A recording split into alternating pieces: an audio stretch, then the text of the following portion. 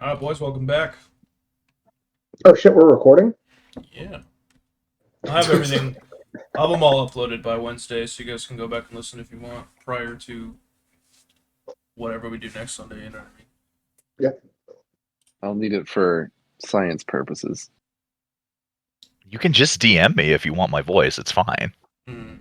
Or God, feed all right, pics. it's that easy. Only if they're covered in spaghetti. Of course. That's Is there extra. any other way for That's feet to be? that's extra.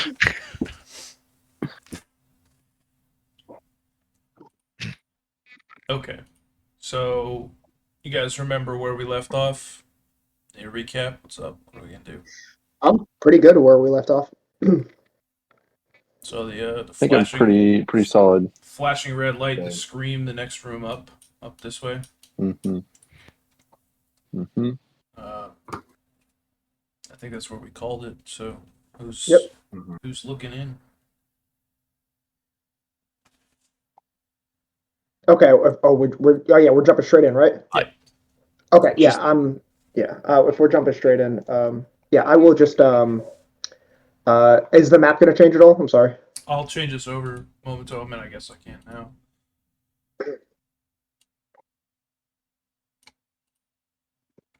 Most of it's dark. Okay. As indicative. You guys are still in the same place. It's just So, can you ping like where I can be since I do have dark vision? yeah, you can see 60 feet.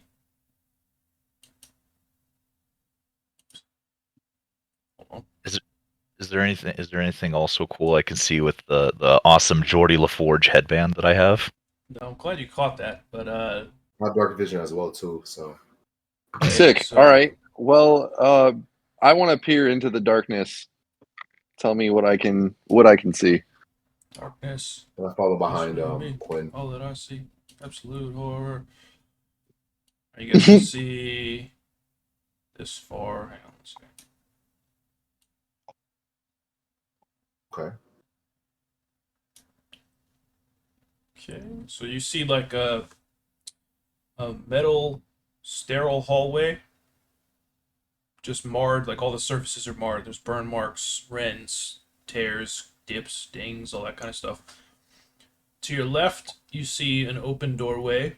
To your right, a sealed door. Another one of those, similar to what was at the entrance, like a, it's the metal overlapping itself.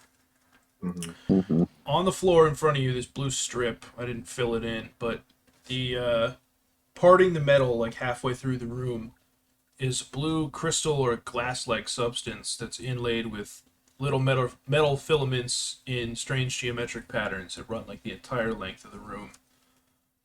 Although the lights are off. Uh, Actually, you wouldn't know it was blue, but you would see it was glass. Like I forget dark vision's in black and white, but yeah, you see this like crystalline surface on the ground there. Okay. I'm also going to go ahead and cast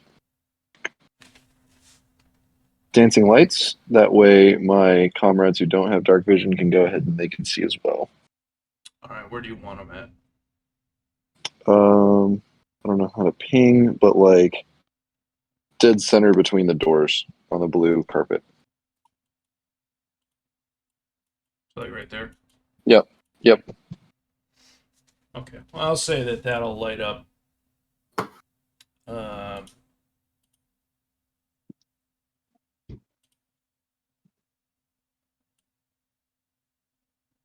for those who don't have dark vision, that'll light up about that area right there.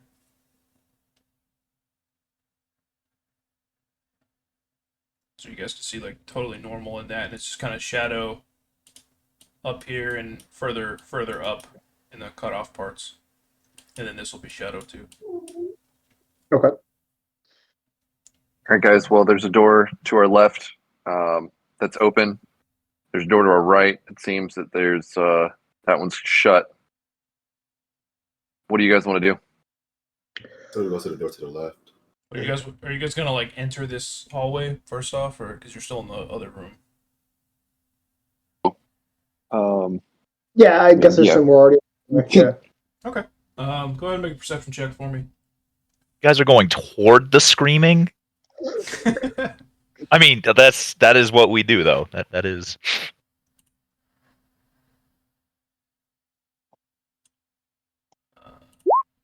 Okay, so yeah, all four of you guys see to the right where Azar is standing right now. There's a small blue button,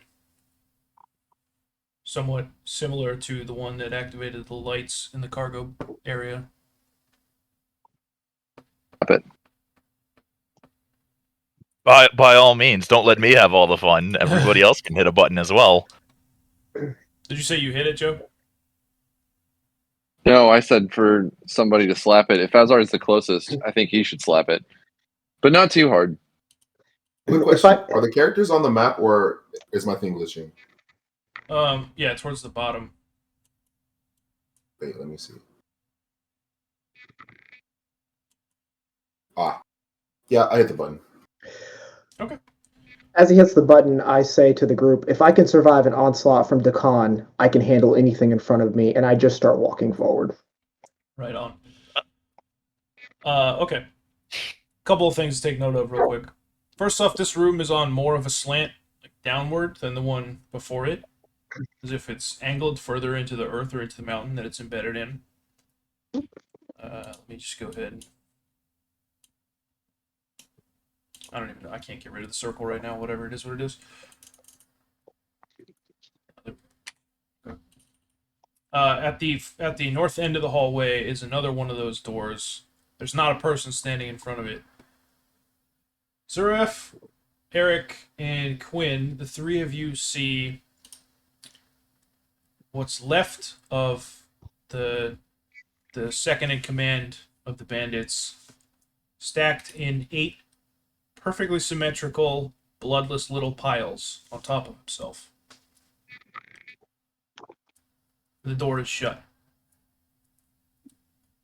Zuref and Eric, you guys see that the north door and the door to the east, which is the one on the right, both have a large rectangle next to the door. The north one is red, and the east is yellow. It's like a graphic next to each of the doors. And all 3 of the doors have runes displaying above them, like a flashing yellow text. And we're sure we want to go that way. That seems quite dangerous. The only way to go is forward. Counterpoint, we could try to go back. Mm. I mean, it doesn't look like we're going to get very far if we try to go back. Well, but our mission's probably complete at this point, right? One of them is in a pile on the ground there, and I'm sure anyone else is probably not faring too much better. We must see this to the end. I need to understand what creature or what being would pile a body this way. Hey, Zuref, do you think there'd be any cool loot? Not much of my concern, but probably yes. Nah, I'm in. Make a linguistics roll, now that you say that. Me? Yeah. Okay.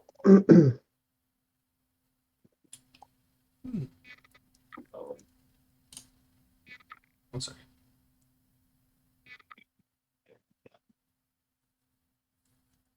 Yeah, that'll work. As he says that, kind of, I imagine you're staring at one of the doorways, and after a few moments, while you guys are talking, the runes resolve into common, and you can see the names of each of the 3 doors. The one on the left says Armory, the one on the right says Medicine, and the one to the north says Throne. I want to try the armory, guys, if I'm being honest. I agree. That's the one with the body in front of it, right? Is the armory? No, that's the Throne. Oh, that's the throne. Okay, cool. If you guys think there's anything that's gonna still be in there, then I suppose if we're not going to turn back, we may as well take a peek inside there and see if we can hide or something. I mean, I would. worst case scenario, it's worth at least trying to raid for something. Gets us back to the foundry. I would like to investigate the body if I can while they're doing that. Yeah. Go ahead and make a perception check. Well, how do you want to investigate it? Rather, Just visually. Just get close enough to it. what do you want to see though? What are you looking for? I just want to see if there's any from here I can't see any blood. I want to see kind of what the cut wounds look like, or if there are any visible wounds at all. Okay. Go ahead and make a heal check then. Okay. You can walk over to him too. It's Heal check. I'm gonna walk over to the armory door while he does that. two. I'm headed there as well. He's definitely been cut. He's fine.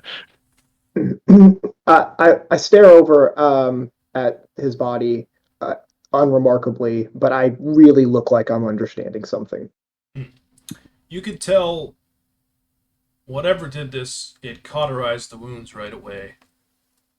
And the cuts are very neat. Whatever blade or thing did this had to be very, very sharp, but that's about all you can get. I yell back to the group something they already know. Hey, there's no blood coming from this. Not even a drop. No blood? Like nothing? No blood. Nothing. Not an ounce. Even a steak bleeds. That's not good.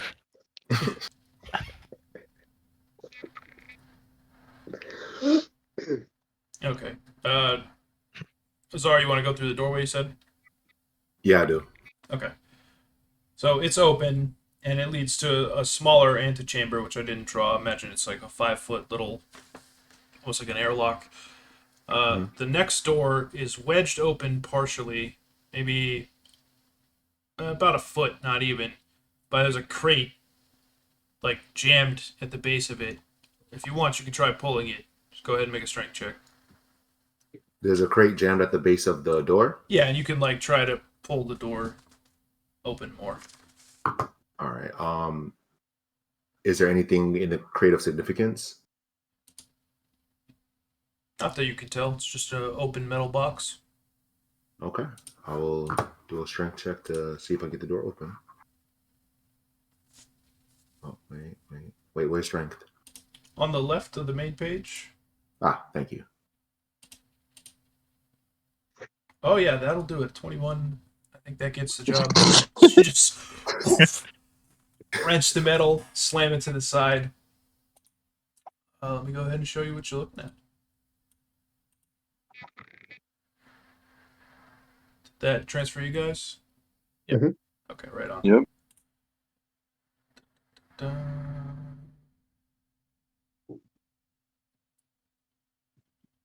Okay, so as you guys enter the armory, you're standing on a platform, suspended maybe 10 feet in the air. Across from you is another platform, similarly suspended, and all around you, even though I didn't fill it in these areas, there's this green, slightly glowing, caustic fluid.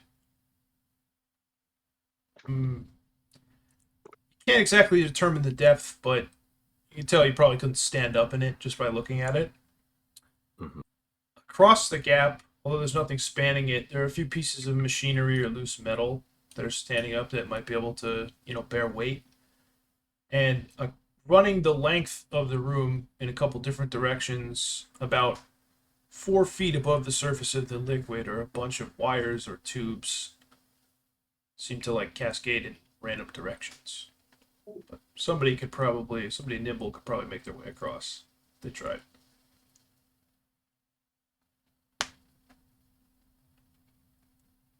What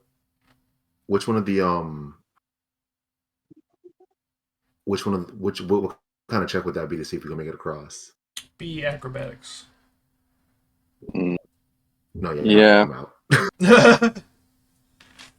I think I could make it across the wires. Well, they're think I'm way gonna down. do that. Keep in mind, you're 10 feet up. They're like 6 feet below you, right above the stinky green liquid. I'll be jumping across those things. Yeah, you could probably jump across the pillars. You think though? Okay. Well, then I'll jump from pillar to pillar. All right. Just make an acrobatics check. Okay. Okay. Yeah, that'll do it. Can't. What the fuck? Oh. Hang on 1 second.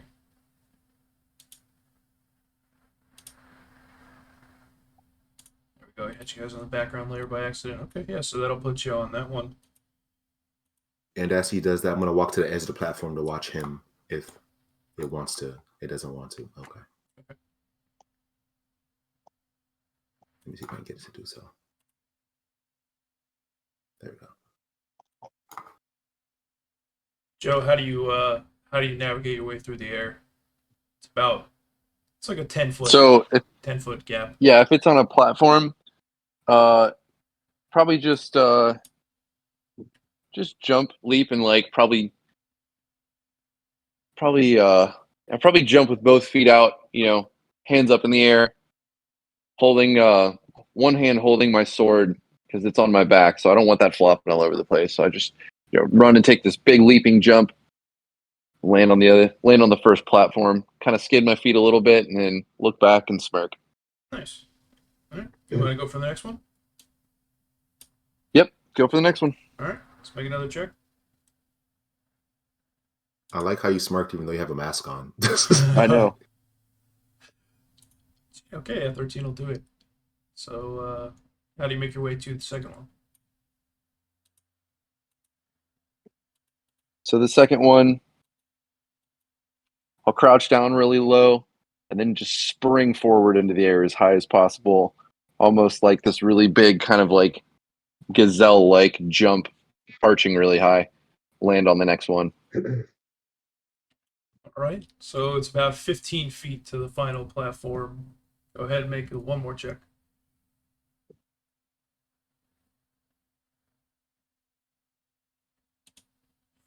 DC 14. Holy moly. Okay. All right. So you make it over. You can describe how you span 15 feet if you want.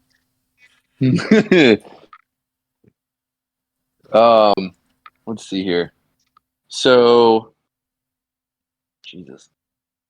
Yeah, again, probably just have to just crouch down super low and just very gazelle-like, just big, overleaping jump, really high arcing.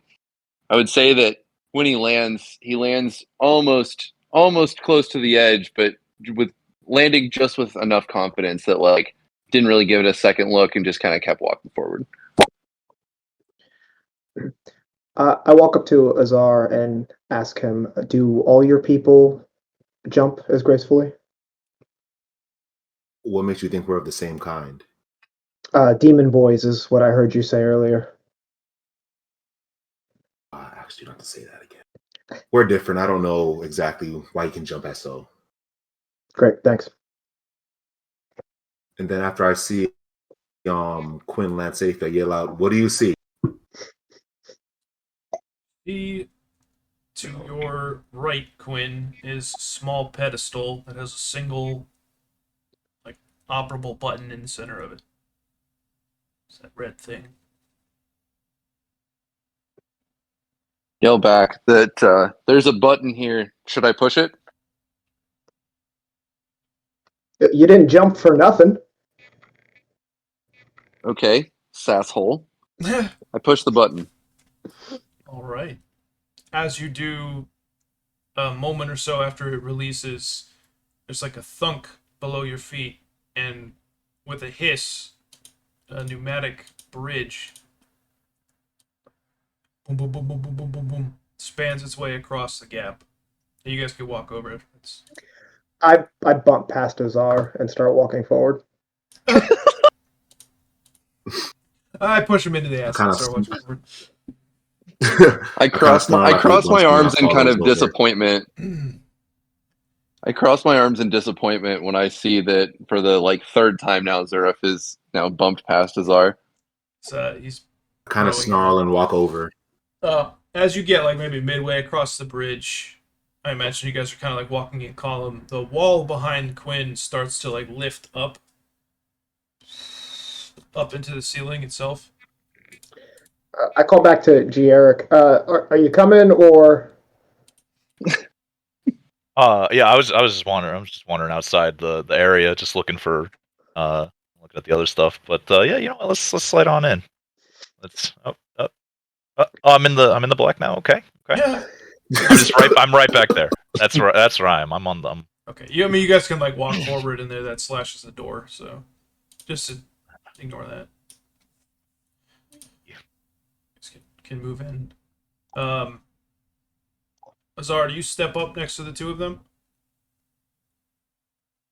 I bump past Zuref and walk over to Quin. Okay. As the four of you reach the platform, this eyelet in the wall over here swivels, and it emits a cone of glowing yellow light that envelops like the. Alan, are you stepped up as well, or are you on that far back platform part? I think I'm gonna be a little bit further back Okay. from them. So the three of you get caught in this like triangular plane of light as it starts up here and just and it scans the trio. A few moments pass, and underneath your feet, Quin, the floor tiles start to softly glow with that same yellow color, and a series of almost like marching ants in a line directs you to walk up to the machine that's directly in front of you, Okay. right there. Well, let's walk up to the machine then. As you do, And as he walks up, I say, "Be safe, kid." as you do, the light like discharges on the floor once you've stepped into place, and the machine starts to rattle and whir for a few seconds. Starts shaking and like a shoe stuck in a dryer. And after a few more moments, with a loud ding, the front face opens, and steaming, you see this shifting silver liquid metal in a small tray. It looks like it's meant for you to reach out for. I look back at Azar. I look back to my right, and I see Zuref kind of shrug my shoulders and reach my hand in. Okay. As you do, the liquid coalesces into a small metal cricket-like figure, which like kind of chirps and starts walking up your hand, and it walks down your arm until it gets to the crook of your elbow, and it sort of bites in and like inserts itself through the artery there, and you feel it slide up into your head, into your temple. Underneath the mask, although no one else can see it, you can feel this thing like stitching and weaving. It lets out a few tendrils of thin wire mesh, almost like metal, in a similar geometric pattern to what you've seen on the floor out in the hallway. And as that happens, you feel a small tendril behind your molars like drip down that you can touch with your tongue or you can click your teeth. And when you click it, as the rest of them are all talking as this takes place, everything they say starts to happen in slow motion. So I imagine you guys are like, you guys just saw this happen and you're going to react, I'm sure. This is why we don't touch everything. To Quin, that was.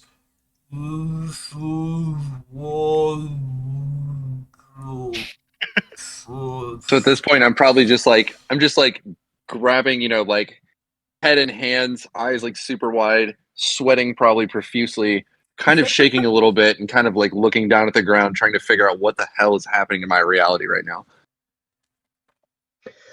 Don't worry, Jared. This type of thing probably doesn't affect their kind as much as it would affect us. I step up next to Quin and kind of look at him and kind of examining what's going on. Again, it looks like they're all underwater to you, like moving ridiculously slowly. You see Azar like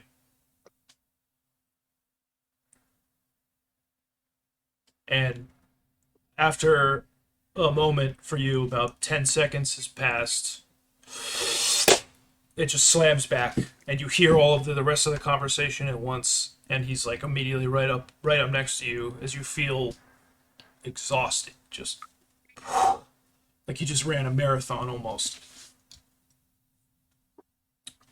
And another 10, 20 seconds passes, and you don't feel the effects of the fatigue anymore. Weird. Look up at Azar, kind of like get my ground and put my arms out like I'm kind of trying to get my bearings, my balance. And so I look up at him and I just go, what the fuck was that? Did you see that? I'm just gonna look at him and say, I saw as much as I could, but what happened?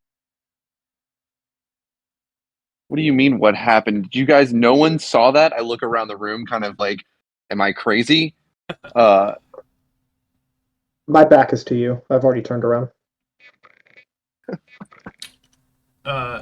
As you guys are having this conversation, the marching ants then direct you away from the machine, off to the side. Hey, does he look any different through my special eyes now? My robot eyes? Yeah, you put them on? Yeah. They've been Or on. they've been, Don't like, you on? worry. Oh, They've been on. Boyo. Hang on. You think I'm gonna lose a snazzy pair of spectacles like that? Come on. Okay, so yeah, you know how I mentioned previously, it sort of like hones in on vital areas like the carotid, the jugular, those sort of eyeballs, that sort of thing. Under the mask, there's a spot like over here that just, it's like it keeps flashing the little reticle like.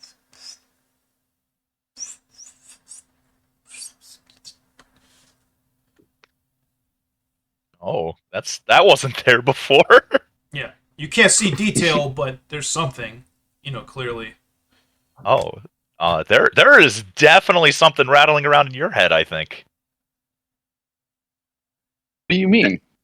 It's through these snazzy, wonderful eyepieces that I have now.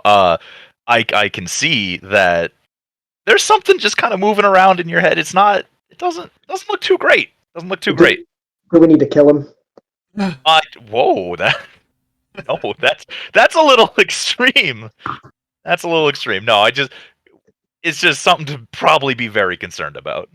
I trust you. I trust you, Ryan. Oh, thank you. And then I mean, I stand feel next to Quin and fine. say- I stand next to Quin and say there'll be no killing of him whatsoever. Not surprising. Quinn, you feel fast as fuck, boy. No, so anyway, as he steps off to the side, the light, or the floor tile beneath Zuref then glows golden, and again the marching ants direct him to step in front of the machine. You're going. You saw what happened to him. He's got a thing in his head now. Why are you going in? Unfazed. It just it like incessantly directs you to step up over here. I scoff at Zuref for being an idiot. As soon as, of course, you can't see it because of the mask, but as soon as, again, you step into this spot, the light sort of discharges and the machine starts whirring and whizzing and shaking. And a few moments pass, and again, with ding, the tray, like, spits out as the thing lifts open, and steaming, again, is this pile of, like, liquid silver metal. I turn back to G. Eric, and I make no expression, and I turn around and reach towards it. All right. As you do, the silver liquid metal flows up your arms slowly and molds itself into a pair of shining, almost like manacle-like devices.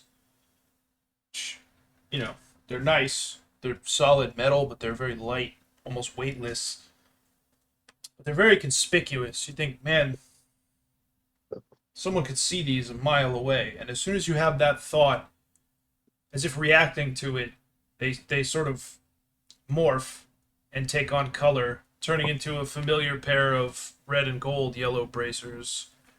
Almost leather-like in their appearance, even though you rap on them with your knuckle, they're still metal.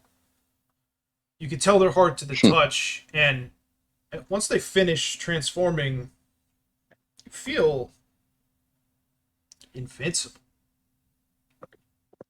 As you have that thought,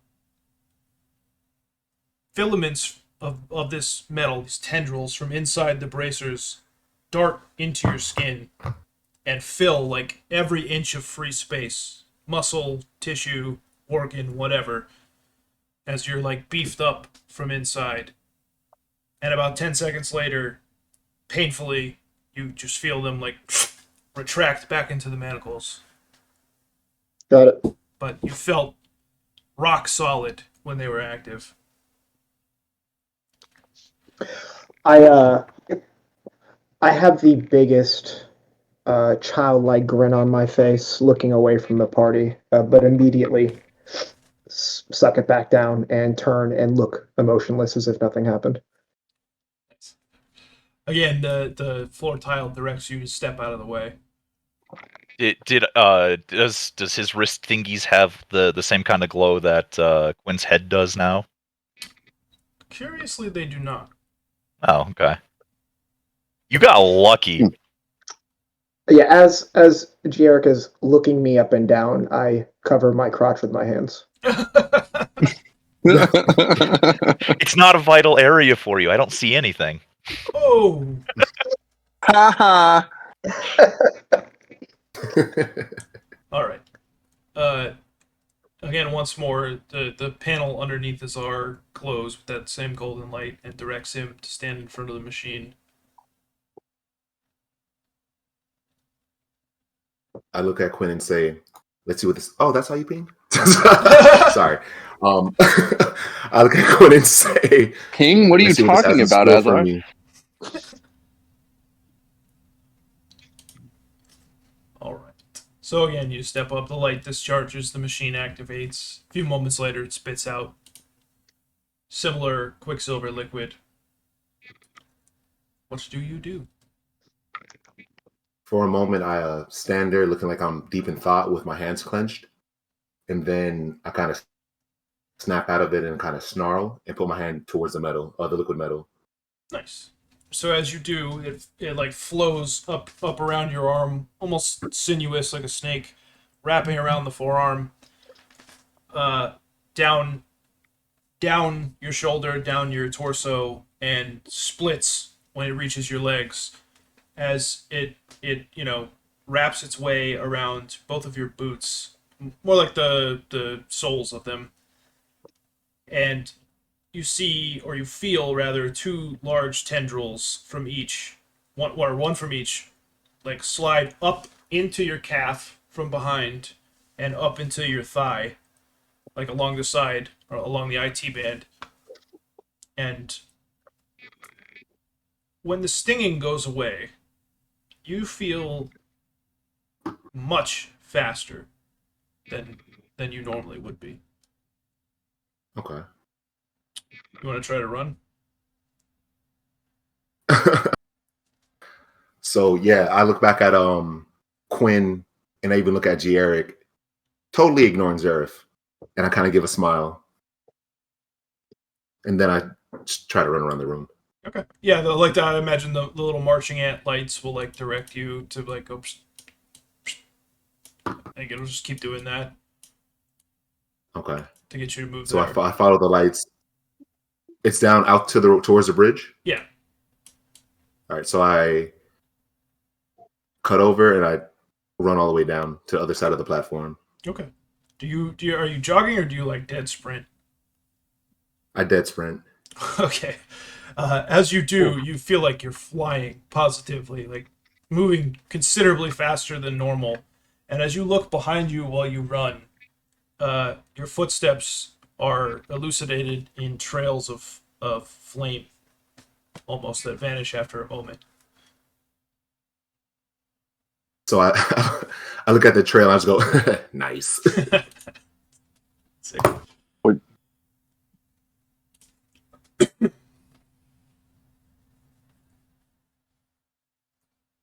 All right. All right. I am going to move back across the platform. Since it seems that we're done with this machine. Sort of. Yeah, so no, you guys want to look around the room first, or? Thank goodness it's not picking me. I don't have to deal with this. Oh, did you step that up? looked By like- the way, finally. Oh yeah, to get out of his way. Yeah. When he's So the moment he's clear and you're standing on in like the partitioned part of the room, again that the like triangle of light scans you from the wall, and when it touches the goggles, it makes like a noise and it stops scanning, and the machine just sputters and dies out. good. I'm gonna sprint back over, by the way. All right. Anyone wants to look around? Go ahead and make a perception check. Let's do it. That's not great.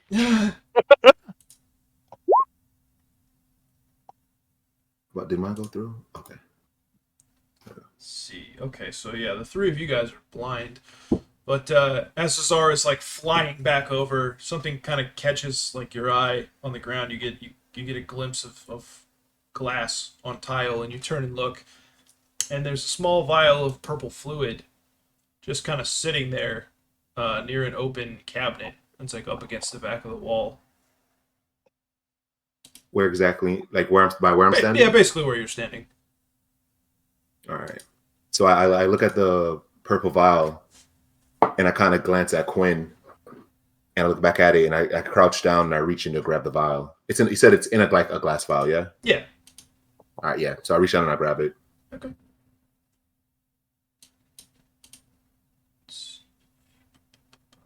You want to try to identify it, or do you tell the other guys?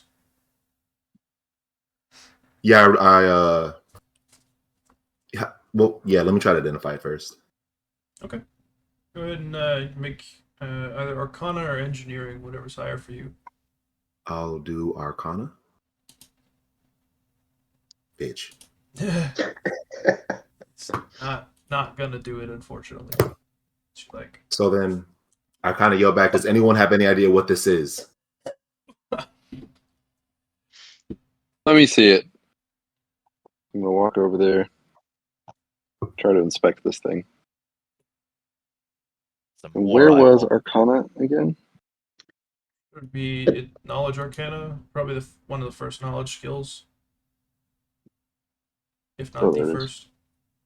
It is the first, yeah. By the way, before I inspect this thing, I want to click the little thing in the little tendril behind my tooth and use that weird power. Okay. I want to see if this gives me any. For flavor right now, sure, but after today, you can't use it more than once an hour. I'm just gonna tell you guys that now. With all the magic items. Oh, Otherwise, it'd be absurd. But yeah. If Okay. You wanna, if Well, you then, no, wanna that's hit fine. it again, No, you're no. fine. that's fine. That's that one. So, how do you attempt to identify it? What do? You like sniff it? You try to taste it?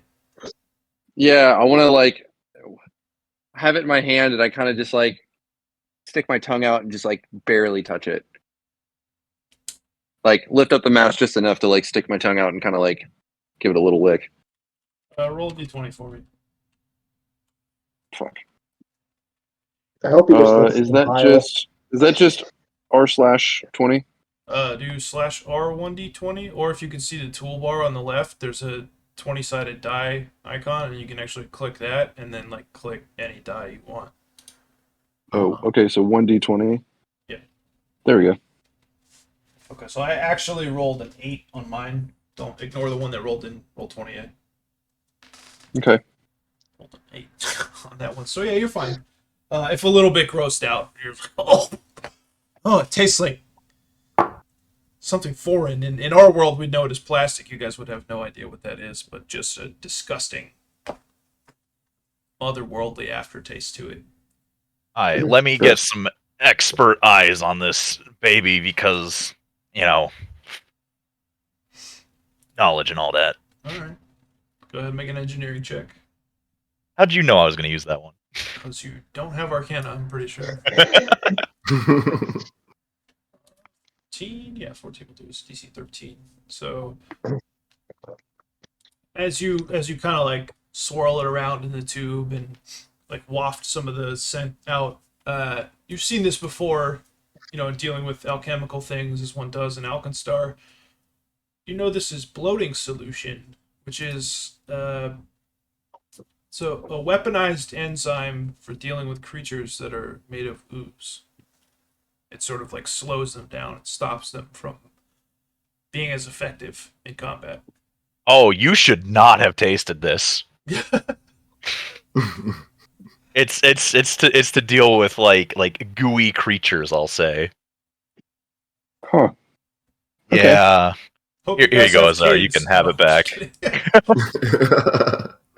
Here, Azar. You can hold on to this if you'd like. I'll take the vial back from G. Eric and I just offer him kind of a neutral, like just thanks. And I pocket it. Anytime. Nice. All right. You guys want to make your way back? Yeah. What's There's nothing else in the room. What's the marching order? How do you guys want to do it? I'm gonna go first. Okay.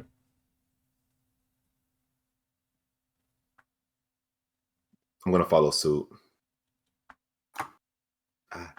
Damn pan. I'll make sure that those dastardly bandits aren't hiding around in this area that we have total sight on, and I'll take the rear again. Okay. I go slowly after Azar. I'm a little bit wary of him now that I've seen him zip and zoop all around the place.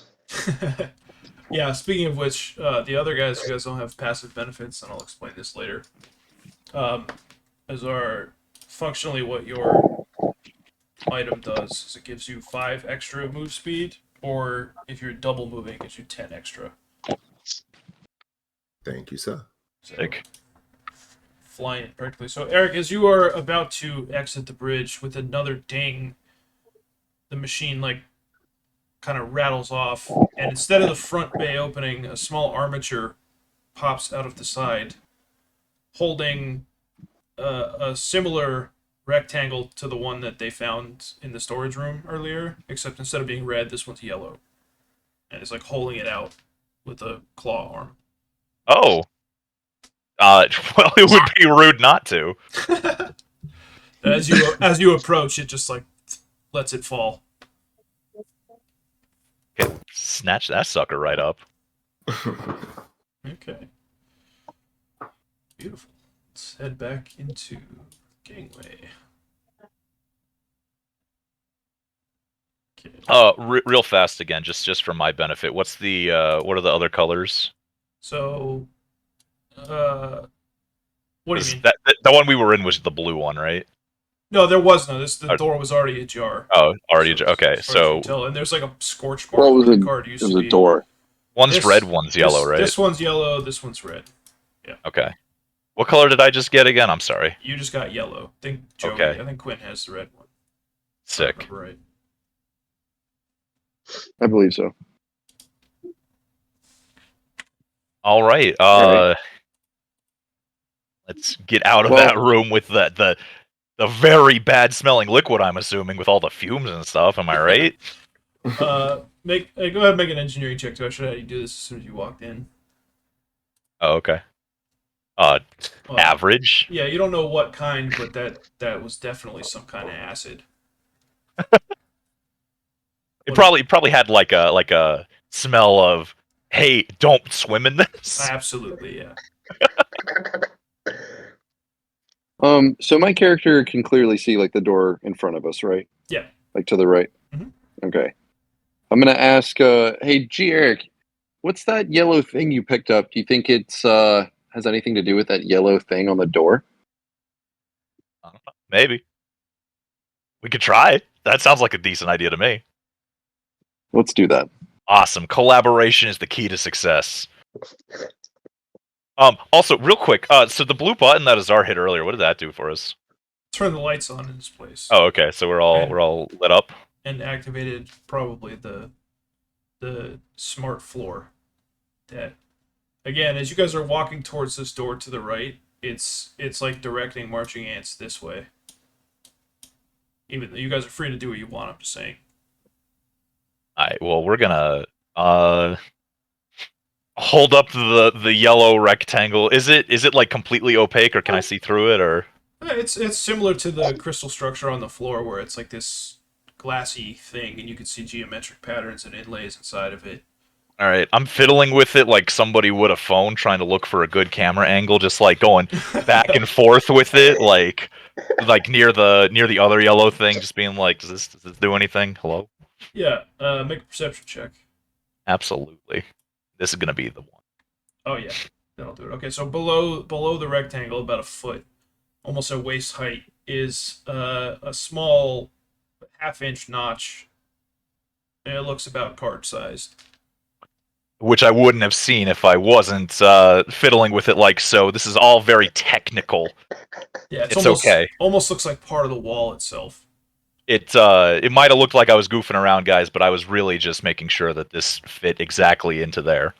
I trust you 100% when it comes to anything technology related. I lean back a little bit, like kind of like almost shielding my face, and I kind of put the key card in. I'm assuming it's a key card inside the thing, and just like take my hand back real quick, just in case something happens. Yeah, rocks fall. Everyone. I kind of tilt my head onto one side, and like kind of in curiosity, just kind of tilt my head to one side as I watch this all happen in front of me.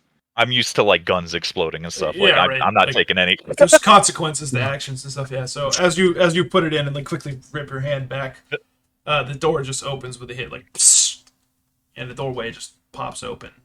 It's similar to the room you guys were just in. There was like a small closet in between the two, and the second door moves at the same time.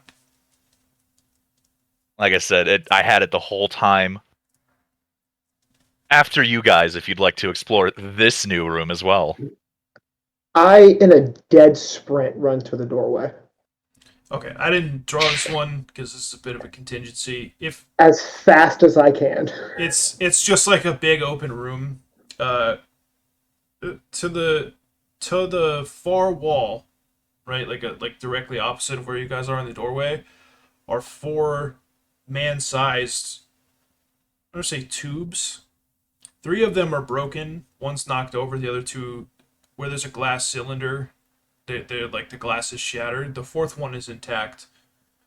Inside of each of the cylinders, it looks like a chair, except for standing up. Like there's a very obvious man-sized indent where one would like sit against it. And again, remember that the doorway to this said medicine.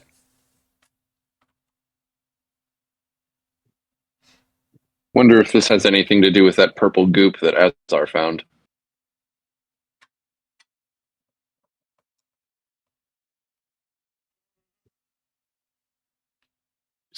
Make a heal check. Is there anything else in the room that I can see? That, no, there's roll for perception. Several round things near the doorway in the ceiling, like nozzles almost, but you don't know what they are, what they're for. Okay. All right. I'm bored. Let's move on to the next room. I walk my way towards the... I once again, in a dead sprint, run straight to the throne. To the room that says throne. You open the door, or you attempt to open the door? No, I just want to be there first. Okay. Yep. I'm a bit intrigued by the seat in the wall. So I kind of walk closer to it and kind of give it a once over for a bit, even though everybody's kind of left. Oh, don't you worry. I'm here with you, my friend. Never abandon the comrades. I kind of look back and make the impromptu decision just to sit in the chair, in the seat. Interesting.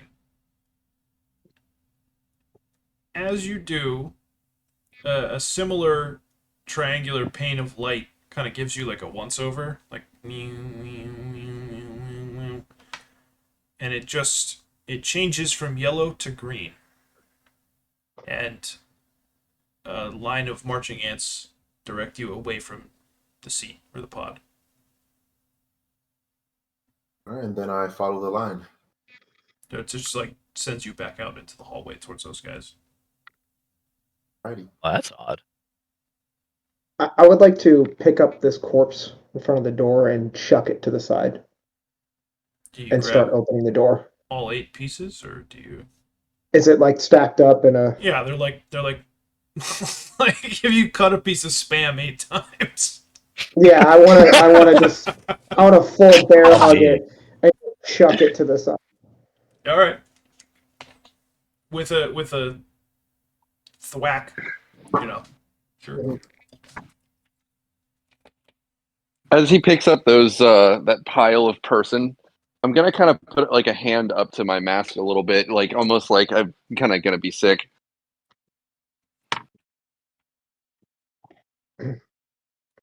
All right.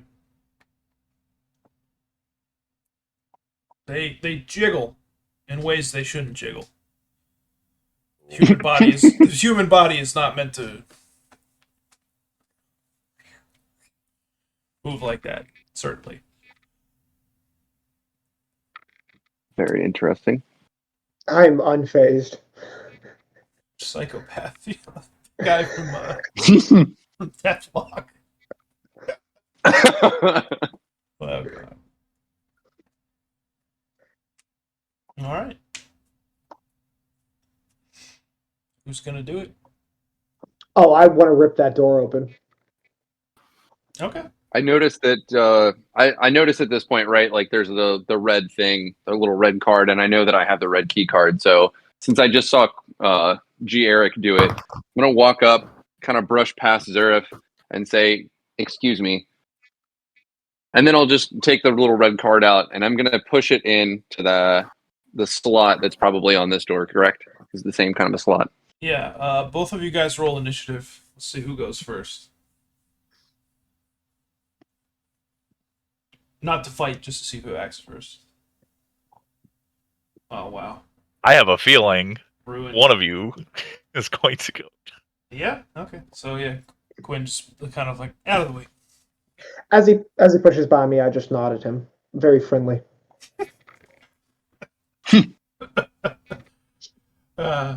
Okay. So you insert the red card into the slot.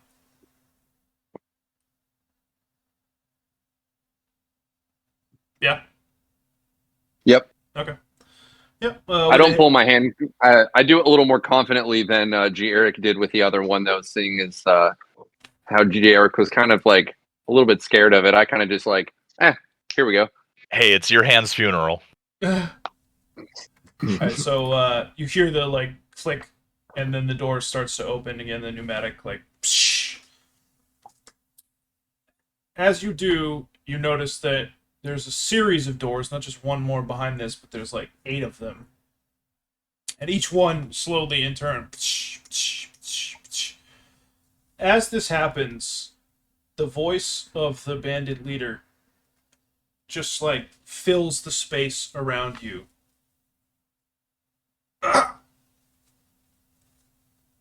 Tim, help me, please, hurry.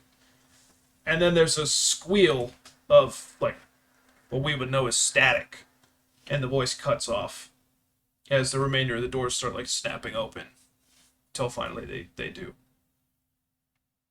We have to help this man as soon as we possibly can. Thought you were here to kill him. That sounded like the bandit leader. Nah, I say we let him die. We need to help him. He could be our only link to understanding how he got here and what happened. That's exactly what I was thinking as well. I'm so glad we're on the same page, my best friend. All I got was a stinky old headache. I'm out of here. Do you want to like continue forward, or I want to walk. Yeah, I want to walk away from the door and look back. Like no one's gonna come with me. I am confidently walking step by step forward, fully acknowledging that I'm leaving the party behind. Especially I Azar. look back in Quin and oh God. Oh god, it's only been 2 episodes. Anyway, I look back at Quinn and I tell him, I think the only way to get out of here is forward. We just got to get back to the foundry.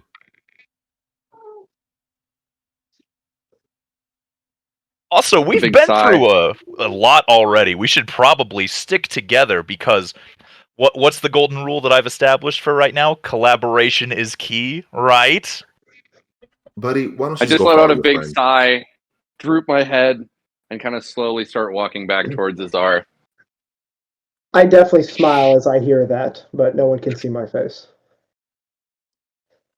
Hey, Azar, what did you say? I said, why don't you go follow your friend, buddy? I will, because all of my friends will travel together.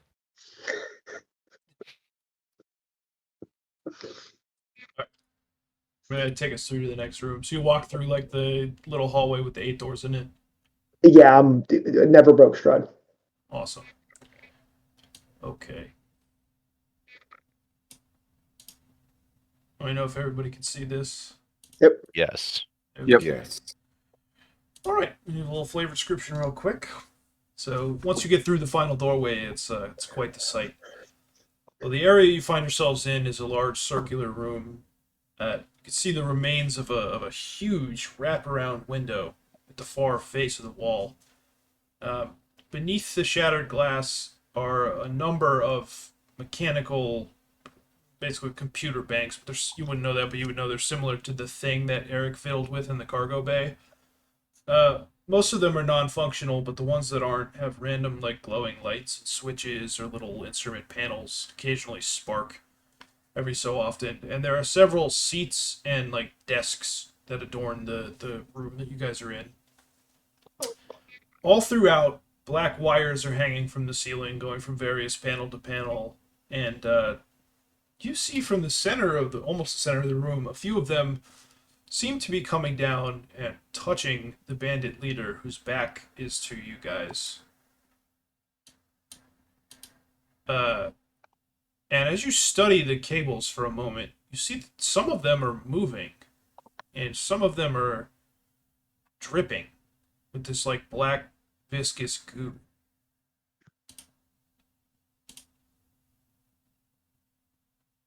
The leader is shaking slightly and whimpering. Everybody go ahead and roll perception for me. That's a pretty good one.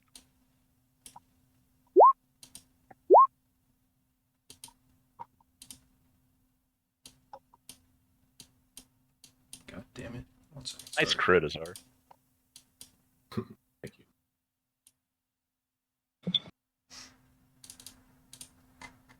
Oh, wow. Some good rolls, boys. Yeah.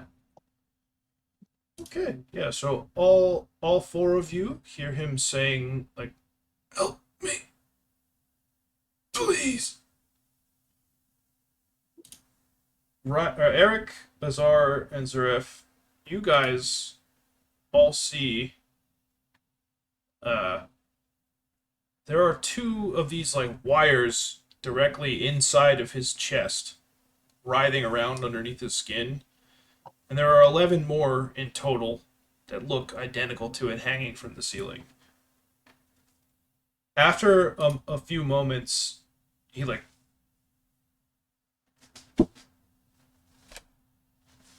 staggers and turns around to look at all of you.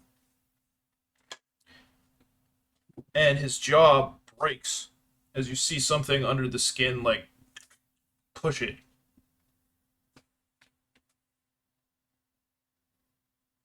His eyes roll back in his head, and 2 little black tendrils emerge from each tear duct. Like,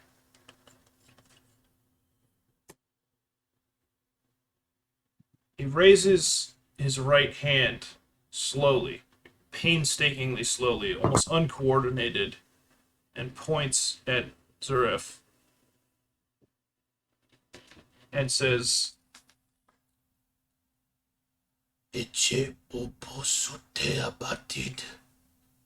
which all of you hear that.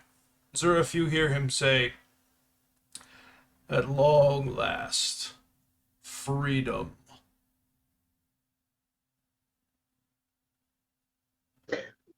Is he speaking in Protean? No. Okay. Aklo. Oh, he's speaking Aklo. Okay. Which, I'm not sure how you understand, but you do. Everyone else seems very confused by the whatever nonsense that it just like spewed out at you guys. Am I good to turn to the group? Yeah. After hearing that, I turn to the group and say, I take back what I said. This one will not be saved.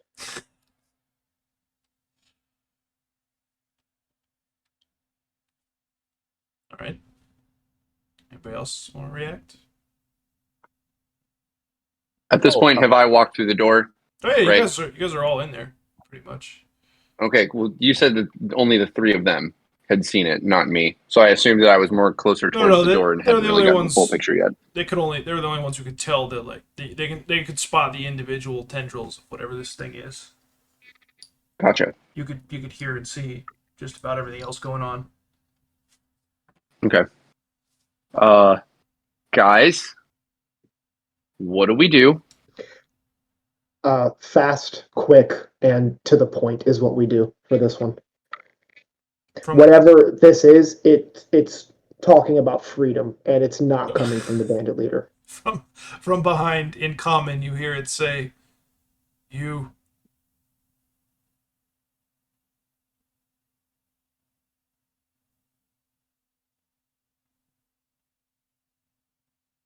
Yes, me. You free. Agonizingly, it like instead of like turning the arm around normally like a person would do, it just breaks the arm at the shoulder to point at itself. Yeah, the sounds that this is making is grating on my ears, and we need to silence it soon. You live them. No. You Was that a threat? herald, and it points to itself again. I also think that it's only I can understand this, right? No, it's Is it speaking being in common now. Okay. Like it's speaking through the thing. Through Yeah. the guy. Gotcha. Yeah. I've tuned it entirely out. If anybody has any other ideas, let me know. At this point, my tail's just kind of twitching, and I'm kind of looking at Azar for some sort of direction.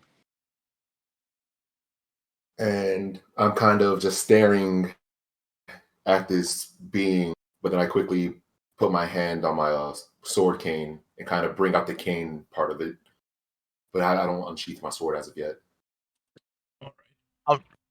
I'm just backing up like, well, this seems like our cue to leave. So let's just kind of go back, seal this door on up, and find the other exit. That sounds good, right, guys? That might not be a bad plan. No. It just keeps saying no over and over again. Yes. As you back towards the door, you hear behind you 9 times as in sequence each of the doors begins to shut. Is there anything debris-like to hide behind real quick?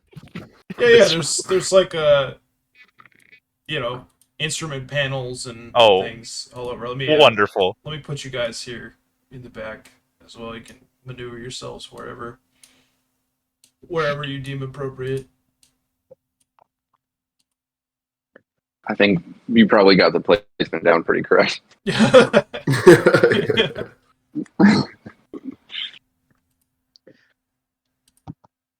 I'd like to turn to the party and say something to the party. I turn around and look at the 3 other people at the party, staring specifically at G. Eric more than the other 2. And I say to all of them, this will be an easy challenge. This is simple for us. The great stories of Zagathur and my tribe have faced many obstacles greater than this at all times throughout history, always felling each beast and each obstacle without effort. If it is not us four, then it will just simply be me. And I turn back around and stare straight at it again. Do you not see what that thing looks like? That is not normal. I put a hand up. It raises its other hand, like the not broken one, in mirror of what you're doing. And it goes, "You, good, herald, chemical, taste, good, more good, taste, bring, you bring." I look at Azar and I pull my sword out and I say, I don't think we're going to get out of this one, but do you think it has anything to do with that purple vial you found? What's he asking for? And I look at Quin and I look at G. Eric and I just ask him, how the hell do I use that vial? Quin, roll sense motive. You could, Eric, you could like unstop the vial and throw it at the thing, but not sure what the mass you would throw it at is yet.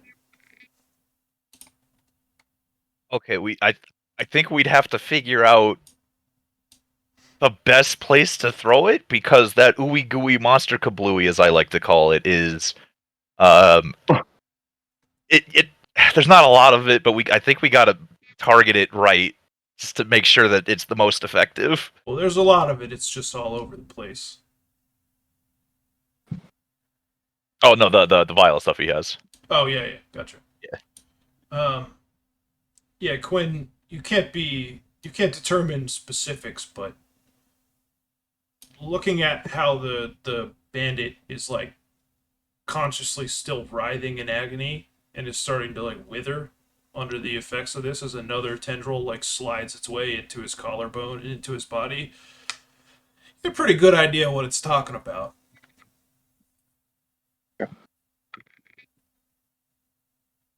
It's got the munchies like a motherfucker. I want to remark that the reason I haven't charged blindly into this combat is because I am afraid. Oh, But my back is to everybody. that's good. Is there anything? Do I spot anything wild going on with my visor of destiny? Not at the bandit leader, no. I mean, you see his normal vials and where one of the tendrils is like burst out of his face, but that strange formation in the ceiling, the reticle keeps like trying to flick through it, but it can't find anything. You think that's probably the source? Oh, maybe up there. I don't know. This thing's going kind of wild. Sort of like what it's doing with Quin and his head thing. Did you point at it? Yeah, I'm pointing at it. Okay, as you do, it lets out like a like knowing it's been caught. And it starts to aggressively subsume this guy. Okay, definitely that thing. As it like fills him now, like all of the tendrils like go up inside him, and his body explodes. As the actual creature, if I can fucking zoom in, please. Roll 20, if you'd be so kind. Appears suffused with this glowing orange light and covered in human viscera and gore. Like roars at you guys. Everybody, go ahead and roll initiative. Which also, do you remember? Click your portrait first. Let me just make sure I got the tracker on. Yep. Oh, that's right. Click our icons, right? Yeah. Which we can't on the screen. Sorry. Thank you. On over there. Not bad. Initiative.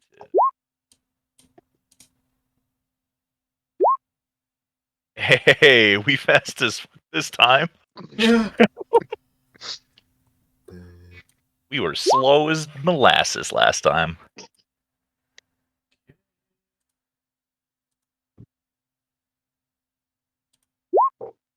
Mind you, in Before all of this, we haven't had a long rest or anything, right? Correct. before we start, I gotta hit the bathroom. We'll be right back. Oh, yeah. Oh, my mistake. First off, let him do that. But no, when you got scanned by the beam, I forgot to mention that you guys have everything back. As though Be you're right back. as though you're recharged, effectively. You can't So, change. You can't spells. change anything, but yeah, you got all your slots back. Perfect. I actually meant to say that when you entered the med bay, but you know, oops. And just to make sure with you, right now the two that I have are Mirror Strike and Deadeye's Arrow, correct? Correct. All right.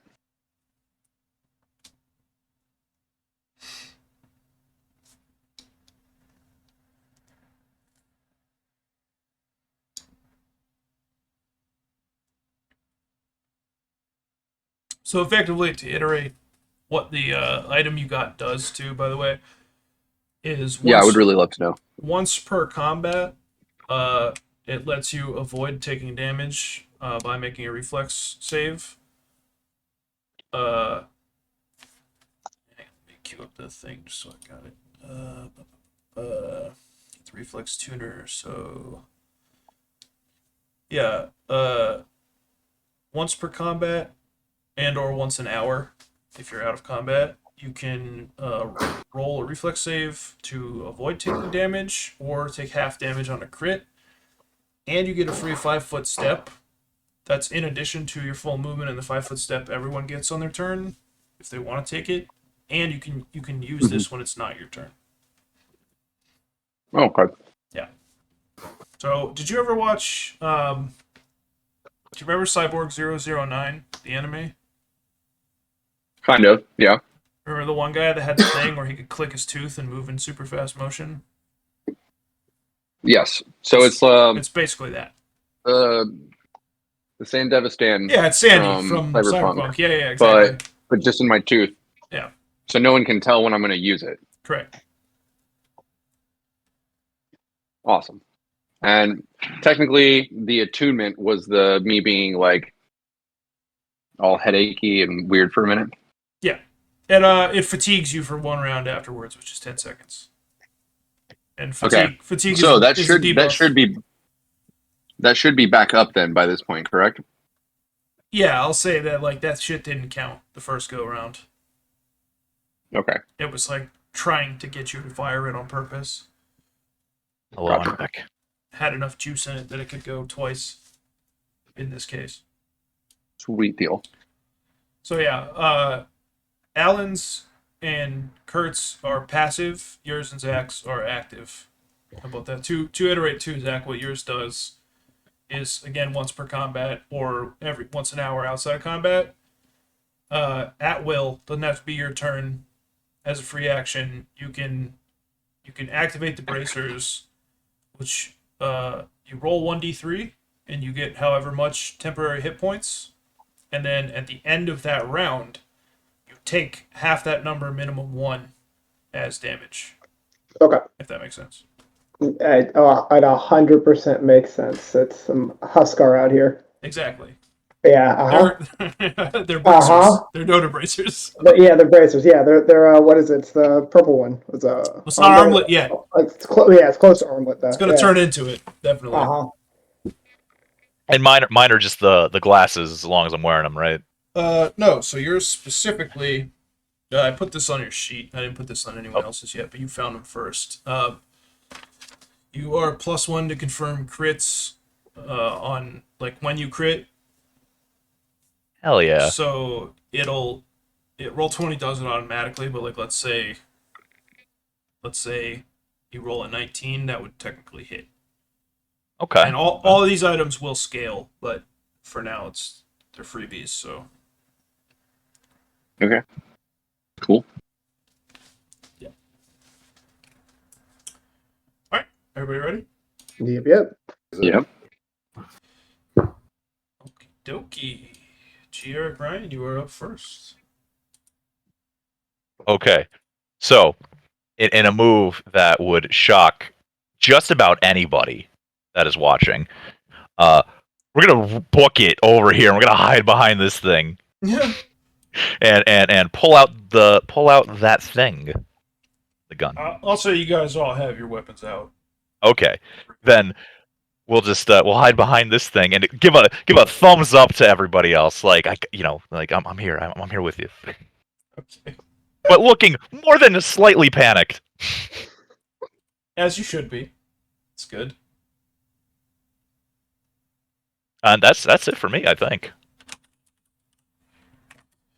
All right. Zuref, you're up. Yep. Sorry, I'm trying to remember how far I can walk again. I can't remember. It's in here somewhere. Down speed 30 feet. 30 feet, okay. Single move Gotcha. 30 feet. 30 feet, single move 30 feet, okay. Okay, 30 feet. Gotcha. Okay. All right, cool. I am going to get the party started. All right. So I see what Gieric just did, and I liked it. I look at him. I liked it. I'm going to go ahead and cast. You said we have all of our stuff back, right? Yeah. All right. I'm going to go ahead and cast Songbird. All right. Because we're going to get the party started. This time it's like just massive drum and bass. I mean, this is just the most bombastic, emphatic music this plane has ever heard. Discord cut all of that out, but I definitely heard it. Oh, I think I thumbed the mute button, but I just boots and cat just.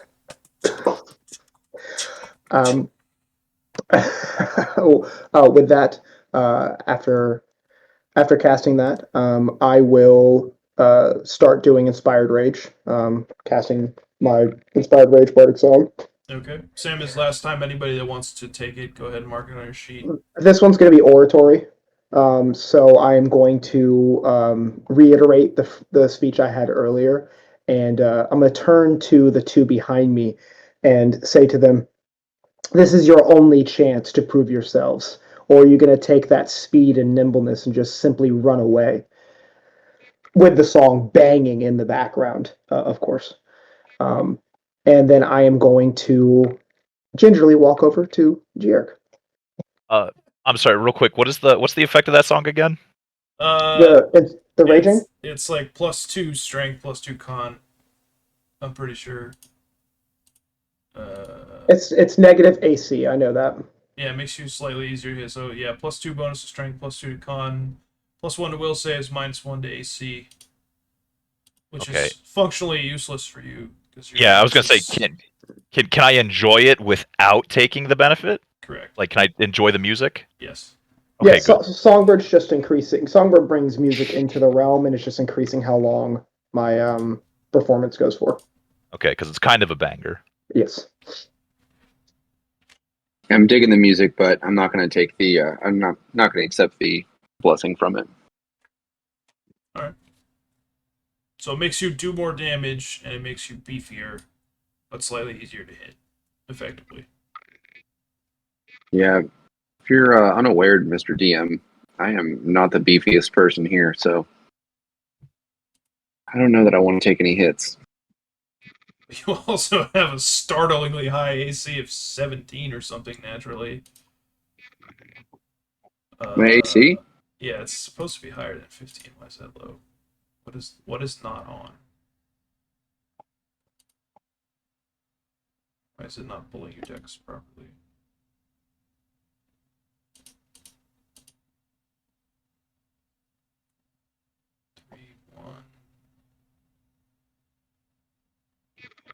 Oh yeah, why is the deflection bonus not on? Hang on.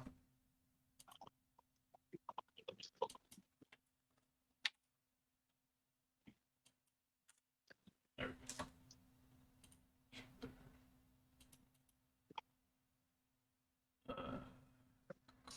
go. Why is that still showing that?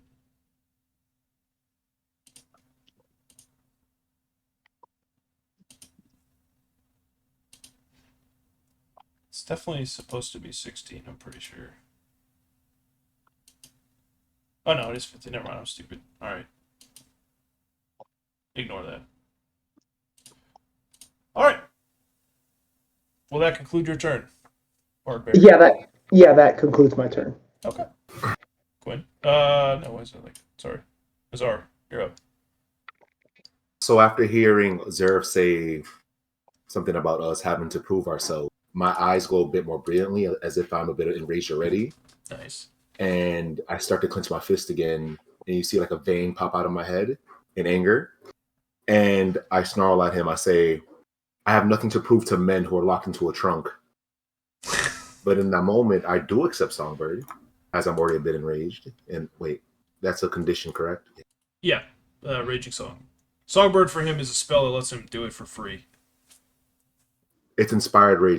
Yeah, Inspired Rage is what you're looking for. Sorry, the ability is called Raging And Song. then The buff is called Inspired Rage. And it does not so. stack with your normal rage, just to reiterate. Alrighty. And then I will dart over to the other, I guess, what, table, platform, or screen, and that will be my turn. All right. Okay. Quin? Right. Hello? Why can I not hit my totem? Oh, that's why. So I am going to run up next to Azar because I have no idea what the hell's going on. But let's see, how far can I throw that acid? Who has it currently? Or no, not the vial, but like my spell of Acid Splash. I think it's 100 feet. 100 feet? Hang on. Or Ray of Frost is 100, Acid is short. 25 feet. Yeah, 25 feet for now. It goes up. All right, he's at like 30 from me. Yeah, so I'll do Ray of... What you can do here, just if you wanted to do that, is you would move, and you can if you haven't used the swift action on the turn, which you won't without doing this, anyone can take a 5-foot step, even if you've already done your max movement.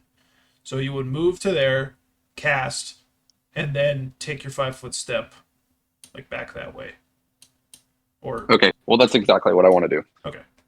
But I'm just gonna go ahead and do Acid Splash because I figure he looks like he's made out of metal, and if this is any kind of caustic, it'll maybe do some damage. All right. So Acid Splash. Versus touch AC. The way you said that made me think of pocket sand. That's kind of like that's the exact kind of way that I do this, right? I'll have my sword's in my right hand, so like it'll come out of my left. So I'll kind of just like reach into my robe and just pull it out. And and there's nothing really actually there, but it's just more of like a dramatic feature. But as I push my hand out and my palm is sitting vertical, I kind of just like throw it out that way. Flick it like you're flicking water at a cat. Yeah, So, like shmeh. As you do, I think that you're just like maybe a little freaked out by this thing and like its weird janky motions and its creepy intelligence, and you kind of just like send it a little bit too high and it just whiffs past this giant tendril thing, this gooey, writhing, living mass. So unfortunately, 7's not going to hit its touch. And then if you want to, do you want a 5-foot step behind Azar?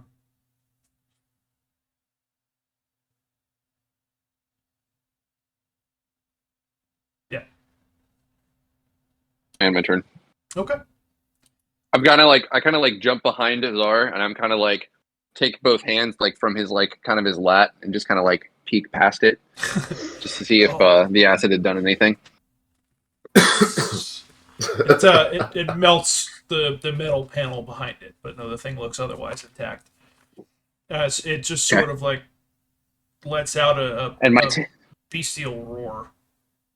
Since you mind you, when I it. do this and I kind of peek out, my tail is like on the other side, and it's kind of like when a cat's kind of annoyed, my tail is just kind of like whipping a little bit.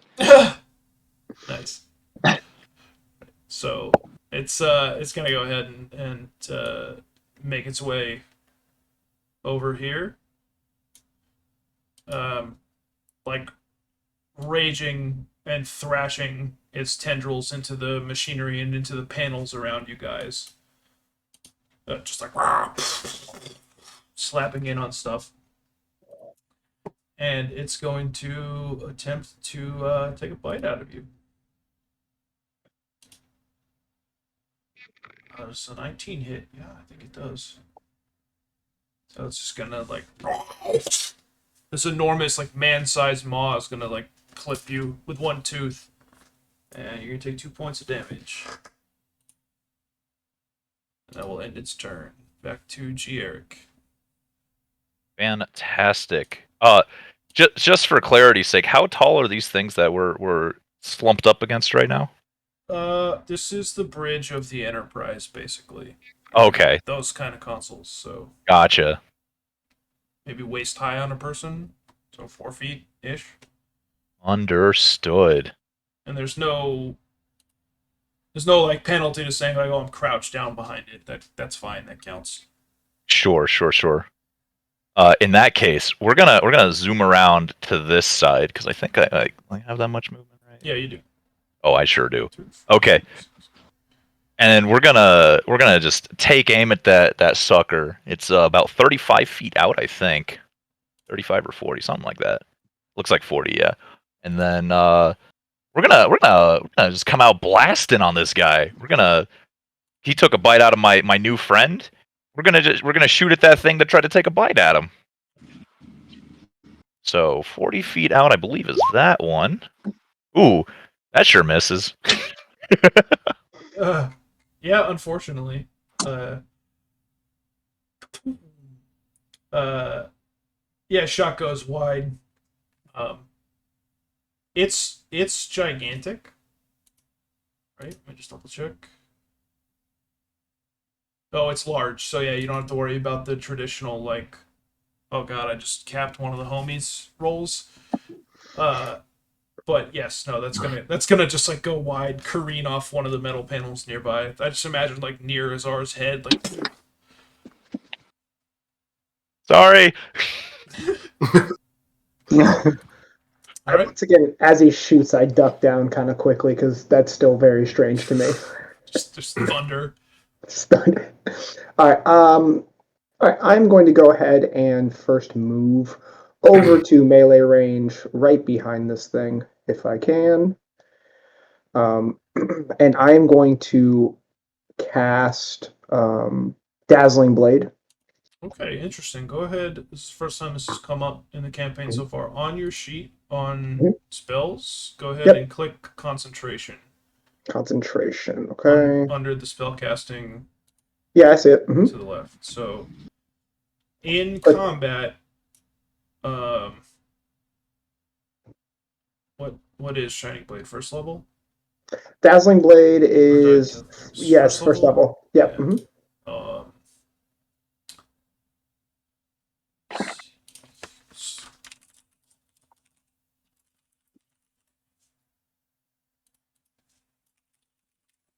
Basically, in combat, if you're under threat, you have to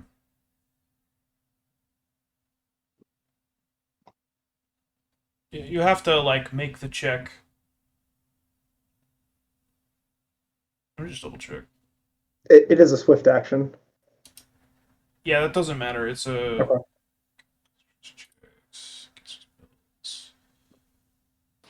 Okay. I don't think you have to roll it there because its back is to you. But yeah, because that doesn't normally provoke an attack of opportunity, but this thing has all around senses. Mhm. so it can see you. So I don't think the spell's going to go off. Yeah, I mean you could try again as your other action. Okay, to recast it essentially, because Yeah. it targets me. It's a touch on me. It's not even Yeah, a. it doesn't matter. It's like the idea is that you're in a threatened square, Okay. and so the act of casting a spell will provoke an attack of opportunity, and in so being attacked, you like have to be able to concentrate and either get the spell off or not get the spell off. Okay, and so then as a secondary action, I can just simply attack it, right? Yeah, you could do that instead. Okay, I'll just simply attack it then. With my short sword. All right. Okay. Holy shit.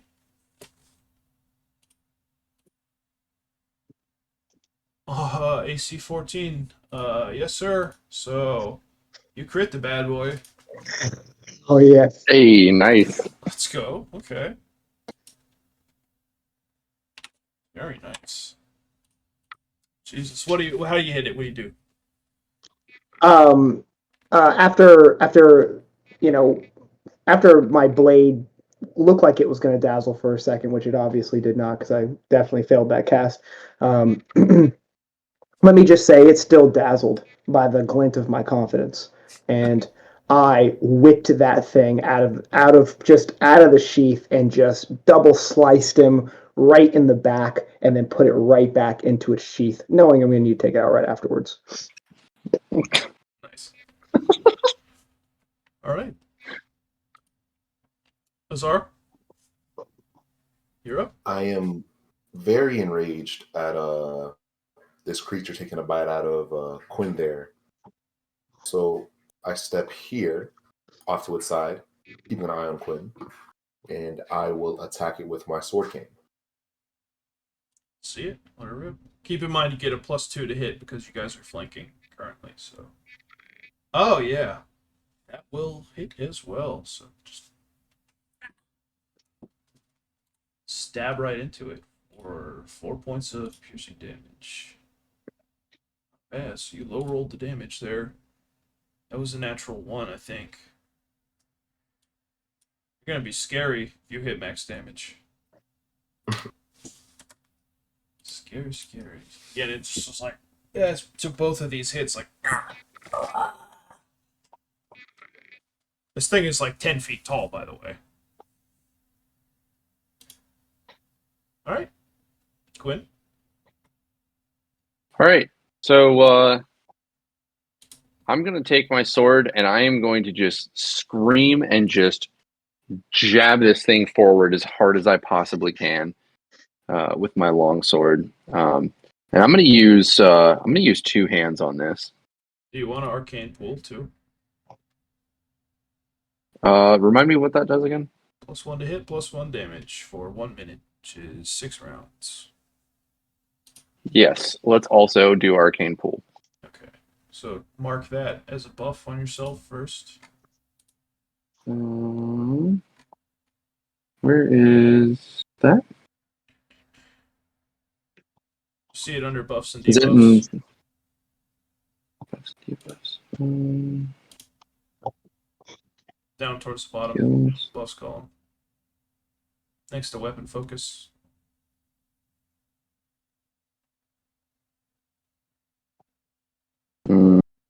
I just retarded? You want me to answer that? Yeah. I'm for real not seeing it. So you see all the conditions like bleed and shit? No. On, I'm on the wrong page. on the up top. Sorry, under I the see. Pathfinder Okay, logo. okay. Yeah. Gotcha. Okay. There you go. Arcane pool. All right. Sorry. You're good. I am in fact retarded. All right, so now go ahead and make the attack. Okay. Yep, that will hit. How does that, like, essentially what you're doing is you're pulling your magic into your weapon to give it properties, and you can't add anything yet. You're just making it magical effectively, or really making it +1. Okay. later on you're able to turn it flaming or shocking or vorpal or whatever, stuff like that. So what does that look like? Okay. What does that transformation look like? So like I'm using it two-handed, right? So like kind of like you see the classic like samurai, like my sword is out in front of me, kind of like aimed at a 45, and in my scream, it's almost like I'm like a Super Saiyan from Dragon Ball Z, right? I'm just kind of like channeling some energy, and so this whitish blue mist starts kind of forming around the blade of my sword, and it starts at the hilt and kind of slowly kind of smokes up until it consumes the entire blade.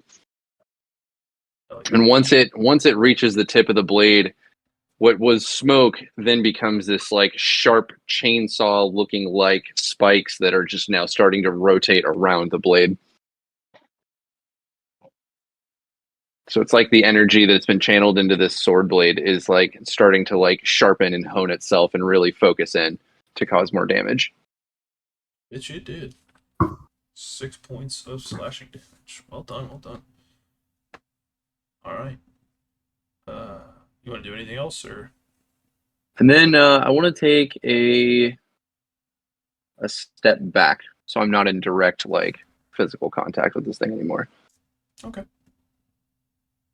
That'll do it. That'll do it. All right. So just like again, reeling it had like turned around to look at it, the two new threats as you lay into it from behind. It's gonna furious at Zuref, like attempt to go all out against him. It is going to first whack you with a pair of tentacles. Okay. Like two tendrils that come out of it. First one's gonna whiff. Second one's gonna whack you for 3 points of damage. Ignore that there's a lot of numbers on there. It auto generates, so it didn't crit you. It just hit you. Okay. So yeah, it's gonna hit you for 3 points of bludgeoning damage, and then it is going to attempt to take a bite and swallow you whole. It's a 14 hit. A 14 does hit. Alright, let me just double check the rules on swallow whole real quick. While you're double checking those rules, I'm going to switch to my computer. My headphones are going to die, so I will be back on in just a second. Alright. Okay, ignore the bite. Okay. I'm going to CMB you. I forgot how that worked, so... CMB, +4 to grab. So it's going to essentially attempt to like...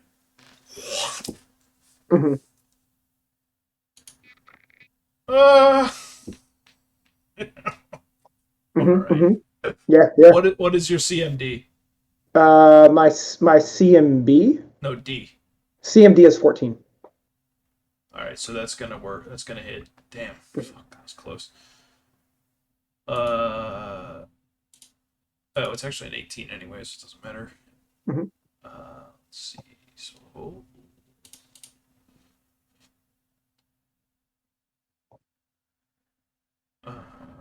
okay, not yet. You are just grabbed. For the I'm just grabbed. Yeah, you're grappled. You're currently grappled. Okay. So it's got you like caught up in the like. Oh, I almost imagine it's like flexible liquid teeth. You know, it's a like a Venom situation. Exactly like Venom, pretty much. Yeah.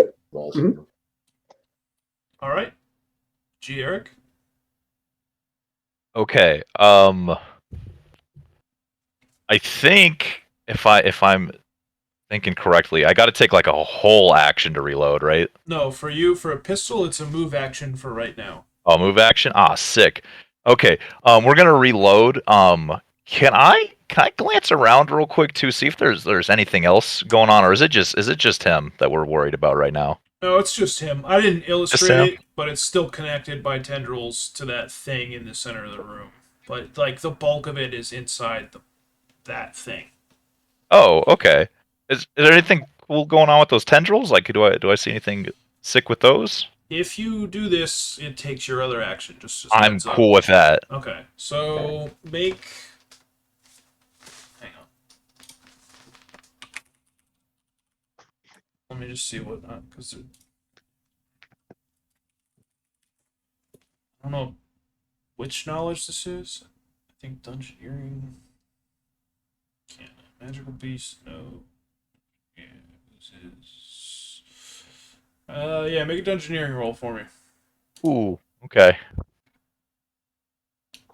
Holy Untrained, baby. shit. Untrained. Easy every time. Holy. I'll even give you like a +2 because you successfully identified the what's it called? The ooze stop thing. The ooey Bloating gooey monster solution. kablooey. Yeah. The bloating solution. This is definitely an ooze. You've been putting the pieces together so far this combat. You know it's a sentient ooze monster of some kind.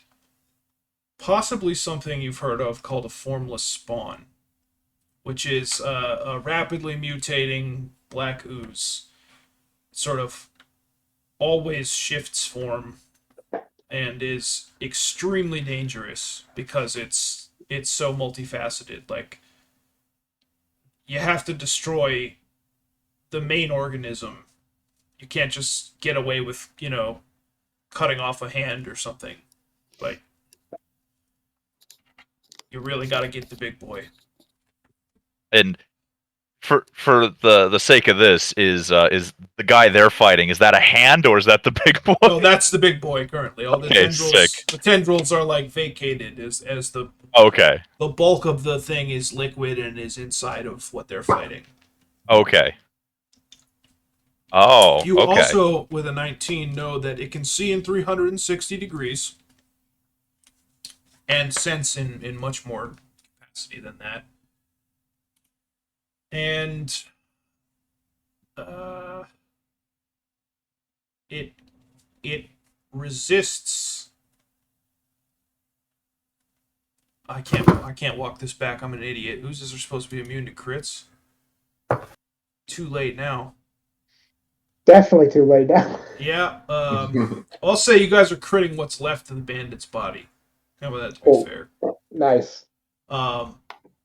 Good save. What else? What else on a 19? Is that about it? We'll edit that out. No. Fair enough. Mistakes were made. Forgot about that. Let me see. Anything else? Streets. Blind. Also can't be flanked. LOL. Not that it mattered. You guys hit anyway. So you know it's immune to precision damage. That's the other element. Because it like shifts form so rapidly, it moves its vitals around deliberately so it doesn't get hit. Gotcha. Okay, so we couldn't like aim for specific limbs or something. Is that what that would be? Correct. Or okay. you couldn't like, sneak attack it or crit it. Okay. Normally. Or like get the benefits for targeting those specific things. Correct. Rather. Yeah. Okay. Cool. What a useful action. Right. All right. You want to say anything or? Oh, yeah. If I have time, it's an ooze. Stick that thing inside it. Nice. All right. Zuref, you're up. I'm currently grappled at the moment. Yeah. Mm-hmm. 1 second. G, grappled. Okay, grappled creature is restrained. Cannot move and take a -4 penalty to Dex. -2 penalty on all attack rolls and combat maneuver checks, except those to grapple or escape the grapple. Mm-hmm. To cast, you have to make a concentration check. No attacks of opportunity. Can't stealth. So, what would you like to do? So I can still attack or I can attempt to escape, correct? Yes. Okay. I am going to, and if I do successfully escape, I can then retreat, or if I fail the escape, can I still attack? Yeah, you get two movements. So you can. Okay. Well, not two movements. You get two major actions, one of which Yeah. cannot be a movement. currently? Let's attempt to escape. Okay. Would that be escape artist? Let me verify that real quick. Mhm.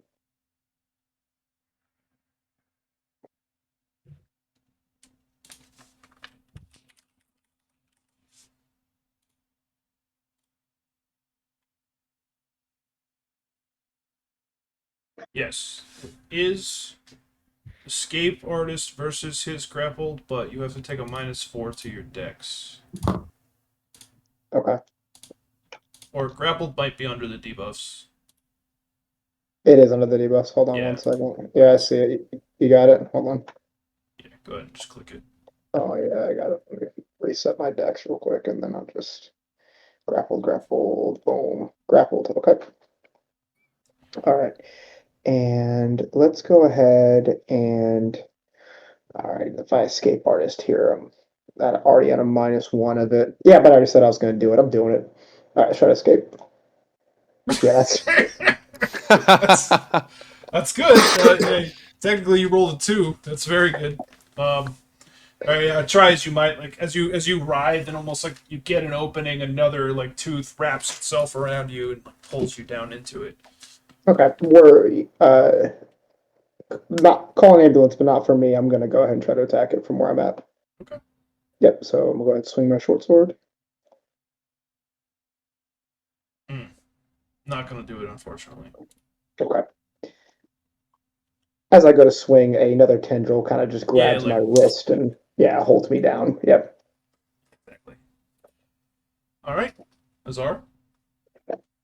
So if I want to use my potion, how does that work? You have to use a swift action to draw it. Okay. Or no, so actually, sorry, one of your major actions has to be used to draw it, and then the other one is to apply it.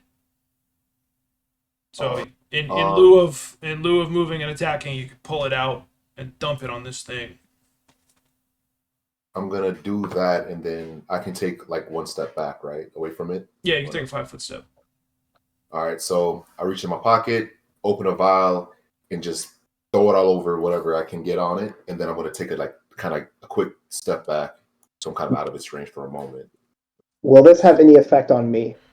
Yes. Next turn. Okay. Damn, Also, I'm out of the inspired rage, right? no, it's still going on. Yeah, it's got another. It's got another. You're still like writhing and like doing slam poetry inside this thing's mouth, basically. Like, yeah. It still has another 4 rounds left on it. I'm pretty sure. yeah, this is only round 3, and the first one was free because of Songbird. So yeah. I'm still talking in there. Okay, let me explain bloating solution real quick. So this thin vial of viscous purple fluid can be thrown at an ooze creature as a splash weapon. This solution causes an ooze creature to become bloated and turgid, suppressing its compression ability and reducing the save DC of any constrict, escape, engulf, or entrap attacks by 2, which is really good. That'll make it easier to get out of next turn. It also reduces its attack of opportunity range, and it lasts for 1 minute. So nice. All right. As Azar steps back, can I yell "coward"? You can. Okay, I did. Roll perception, Azar. See if you hear him.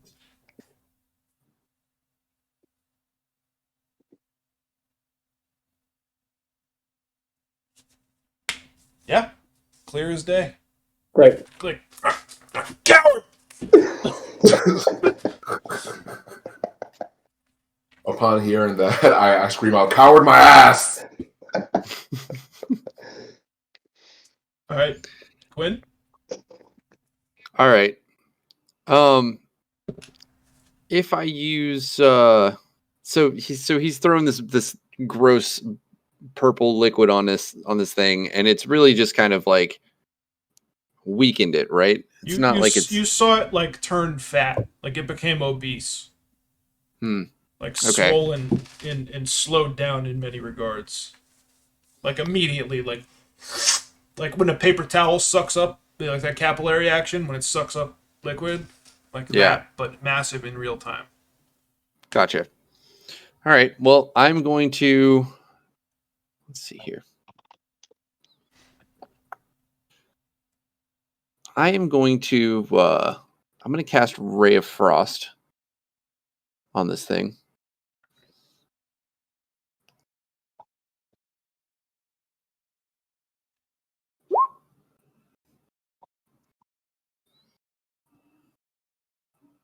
Okay.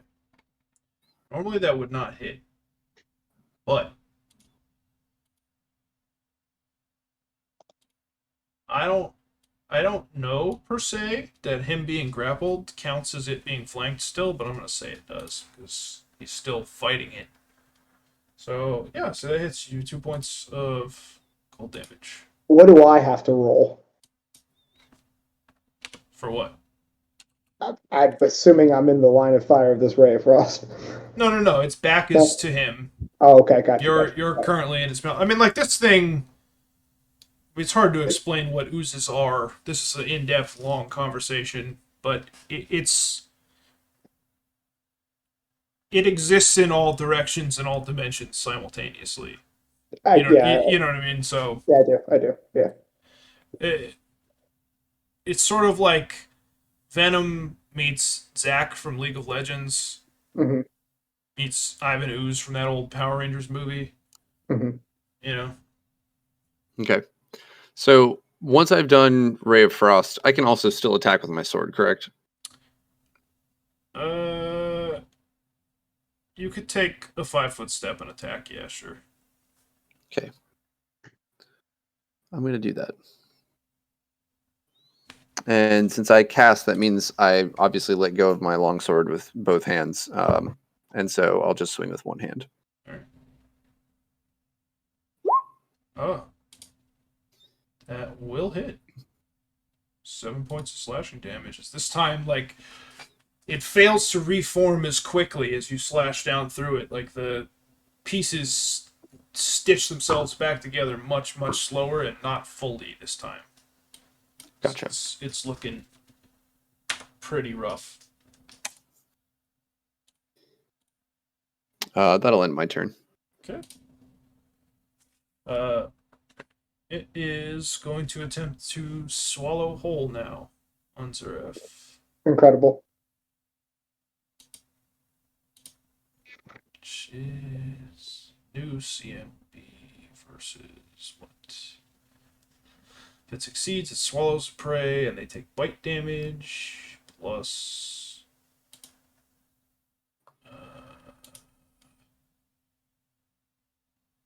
1d4 additional acid damage. Okay. Let's see. Mm-hmm.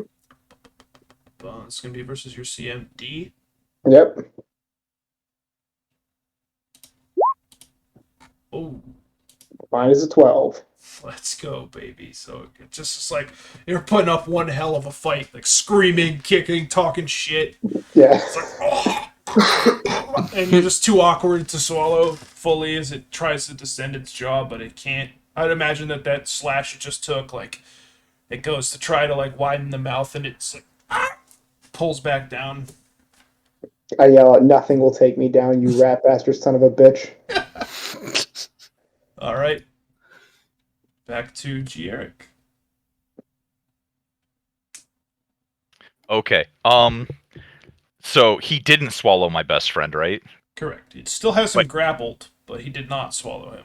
Well, he sure tried to. Yeah. Okay. All right, we're gonna swoosh on over here now because you know what? I am much less of a coward when it's surrounded by all my friends and we're jumping the guy all together. And I don't have a flowery one this time, all pre-prepared.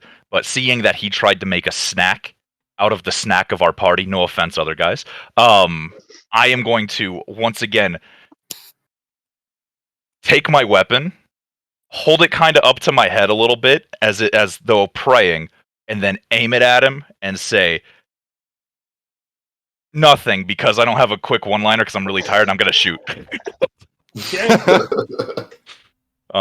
So I think we're in range now. Eat lead. Oh my. Touch AC 14. but he's flanked.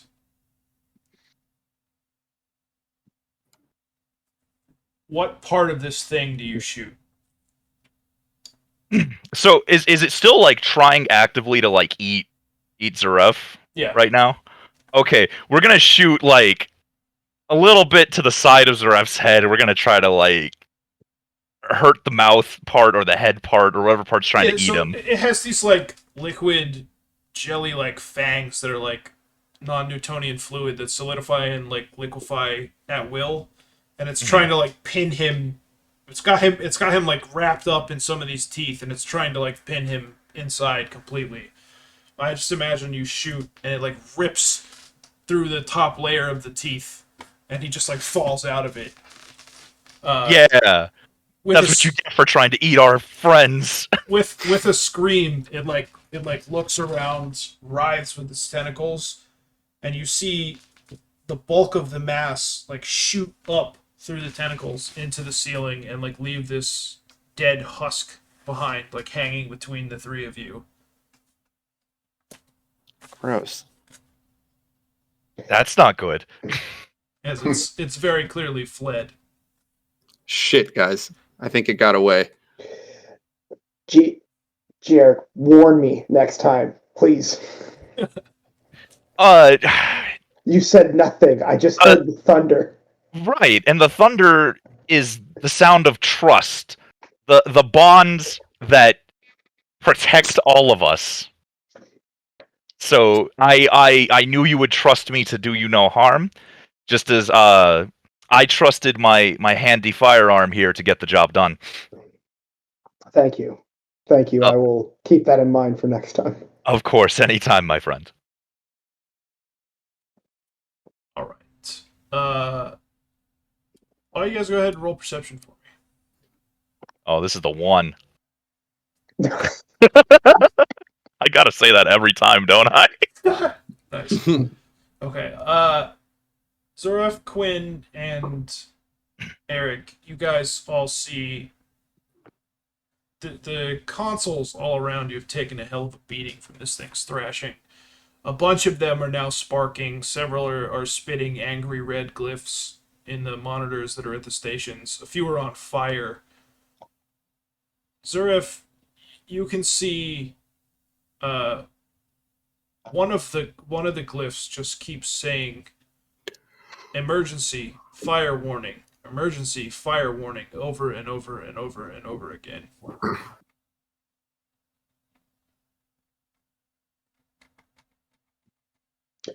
I have no idea what to do with that information. One of the consoles is screaming emergency fire warning over and over again. I think whatever we're in is either on fire or or it can't function now because it's on fire.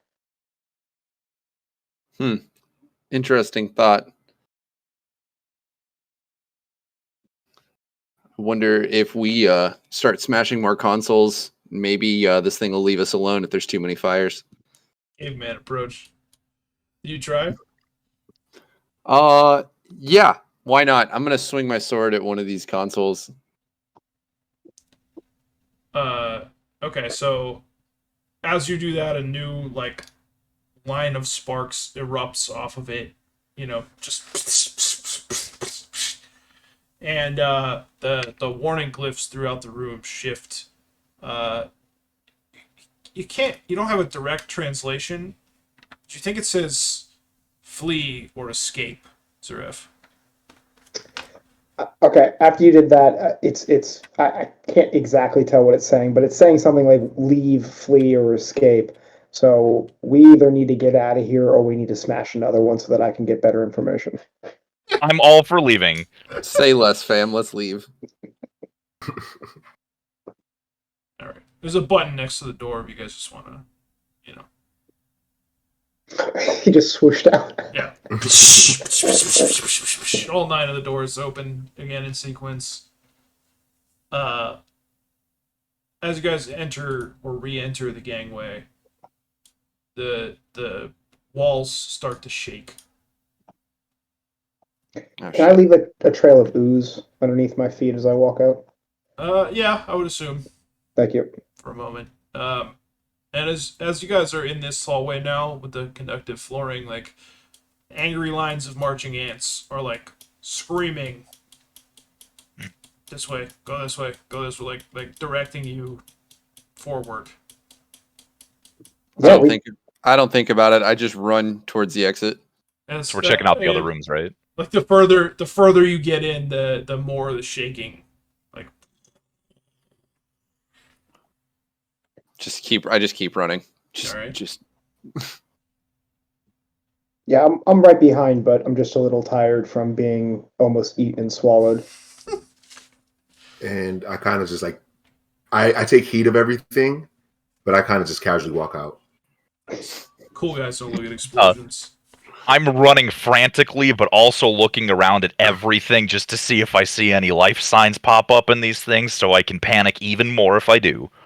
I imagine you're kind of like zigzagging through. You're trying to be like a serpentine, like hands are like up in the air though, and he's just like side to side like a roller coaster. Just like I imagine him like weaving through shit falling from the ceiling. the little ants on the floor, like make like an X shape in one square, like right in front of Yeah, you. like Stop! don't fall there. Fucking go. As Ryan, as you run, or Eric, as you run past the armory door, make a perception check. Oh, baby. This is the one. Yeah, that'll do. As you run past out of the corner of your peripheral vision, it would be on your right side. You just see like the fireball of an explosion, like from within the room where all the acid was, and you just hear. Oh, yeah, double time then. As Yeah, you, we're as you run gone. past the doorway, like a tongue of flame spits out of the doorway. Yeah, we'll run by. We'll pat our own butt on the way through, just because I figure it might have given me the old Honolulu hot foot, and and yeah, we'll keep booking it. Like, nah, no stopping anymore. Okay. As you guys reach the front of the cargo hold, everybody roll perception. This is the one. This Yo, is the that's one. my thing. Whoa, that was the one for Quin. Quin! Yo, This might be the one. this was the one. From the top of the like weird cylindrical tank over here, all the shaking knocks a tube or a cylinder off of the top of it right next to you, and it glints when you pick it up. It looks extremely valuable. Sweet. Is it big enough to, or like small enough to fit in my pocket? It's portable. No, it's like the size of a gallon of orange juice. Okay. I just keep it in my hand and like kind of wrap my arms around it like a football and just keep running forward. Nice. Like as I'm running, like scoop it up with one hand, grab it, and just keep running. I assume everyone's following suit. You guys are just like trying to dive bomb out of the entrance. Yeah, but I'm matching Azar's pace. Okay. I blow past both of them. Probably gonna.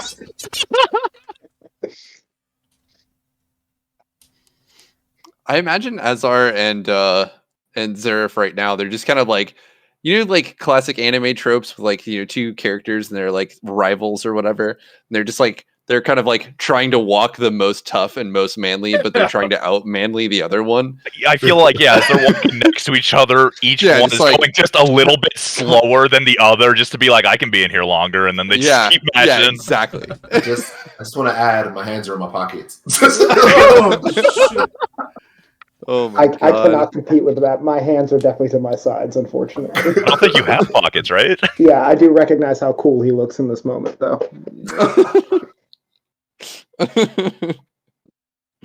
Very nice. All right. You guys make your way out the exit. Oh, hello, Blood Trail. Position yourselves accordingly.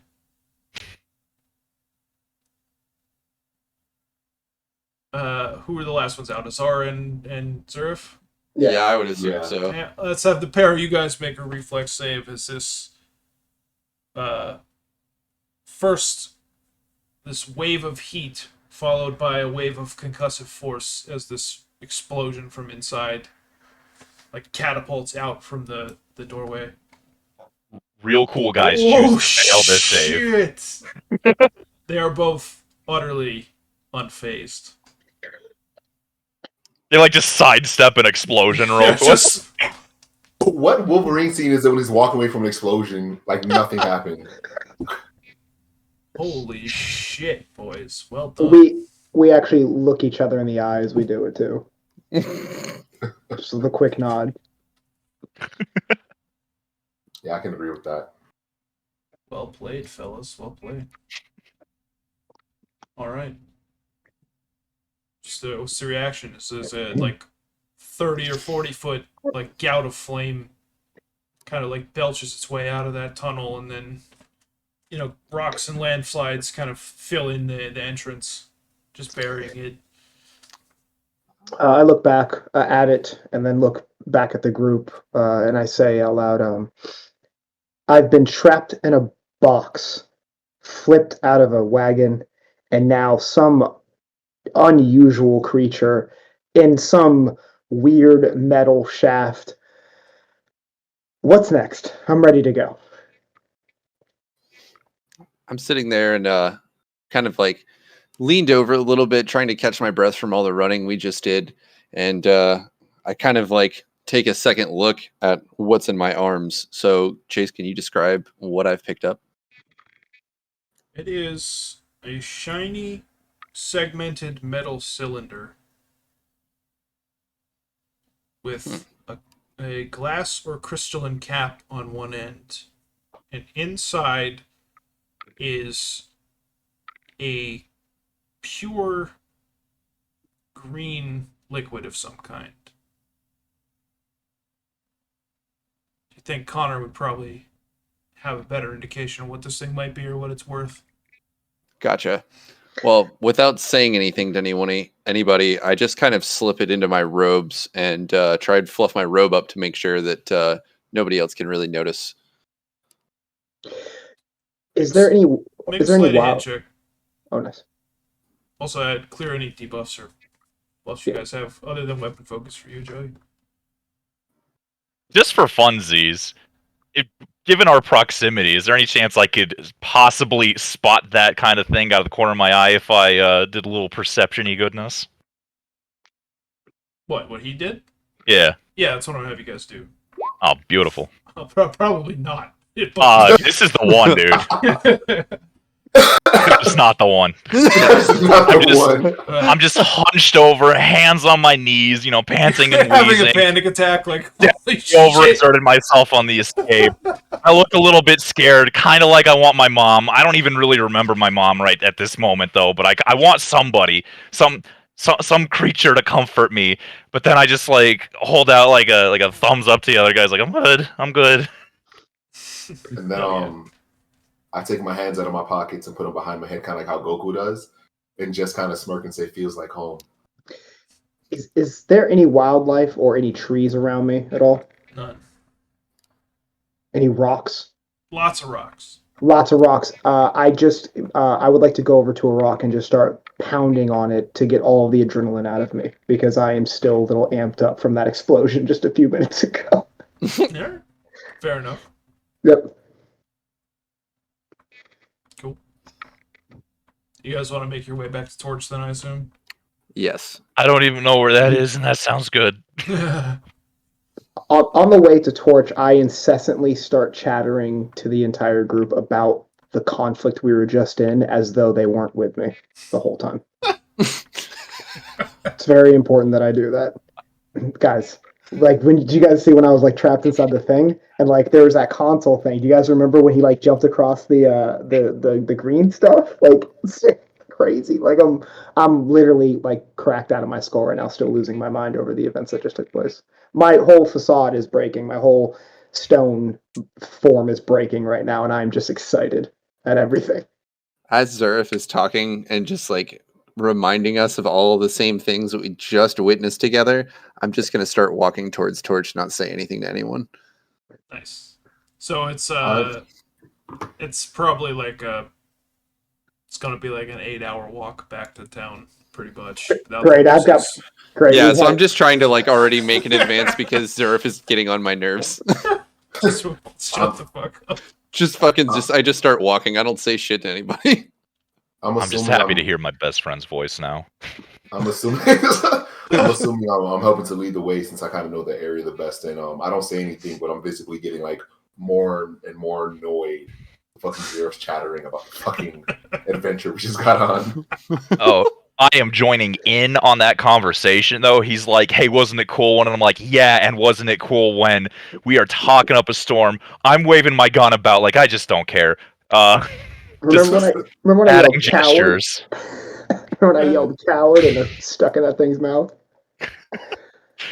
And remember when I shot that thing's mouth off? That was cool, right? Oh, yes, it was. The thunder came down. We're just chattering back and forth the whole time. Trying to get the other two in on the conversation. As if we're back in the Rubik's Cube again. Making up for lost time. All right, so yeah, I guess like half a day passes, and eventually you guys wind your way up the windy streets of Torch, and rock up to the Foundry Tavern and Forge, where Connor is like tinkering on something in the yard, and he'll kind of see you guys walking up and just give you the nod. I immediately beeline for Connor to say job's done. He'll put down what he's like tinkering with the screwdriver, and he'll just smile, and he'll look at the two newcomers and go, I see you found the valuable cargo after all. I look at him kind of confused and say, these were the valuable cargo? These two? We're still chattering. Oh yeah. You didn't think it was material goods, did you? Well, Connor, I had no idea what to expect, but I expected more for sure. Well, there's a lot more than meets the eye here in Numeria.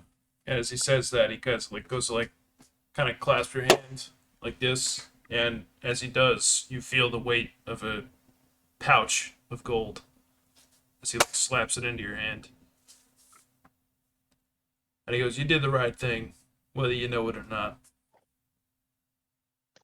I'm a little confused by what he says, but I take the gold and I look back at Quin and say, the kid did all right.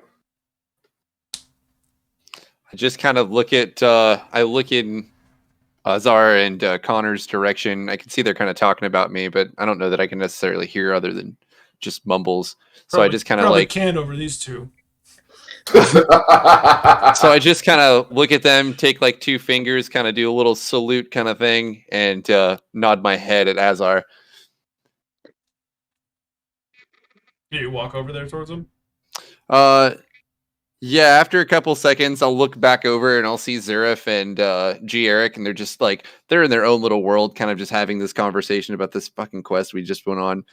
So I'll walk over to Connor and say, hey, we found this. And I'll go to pull out the little vial, or pull out that vial from my jacket, and I'll say, what do you think it's worth? I'll take it for a moment and kind of give it a look over. With a very confused face, kind of shake it, like sees the liquid slosh around inside. Flick it, I'll look right back at you, and he goes, "I don't have a fucking clue. Tell you what, though. When we go leave it in the forge, I'll get you boys a round of drinks and see if we can't look it over in the morning."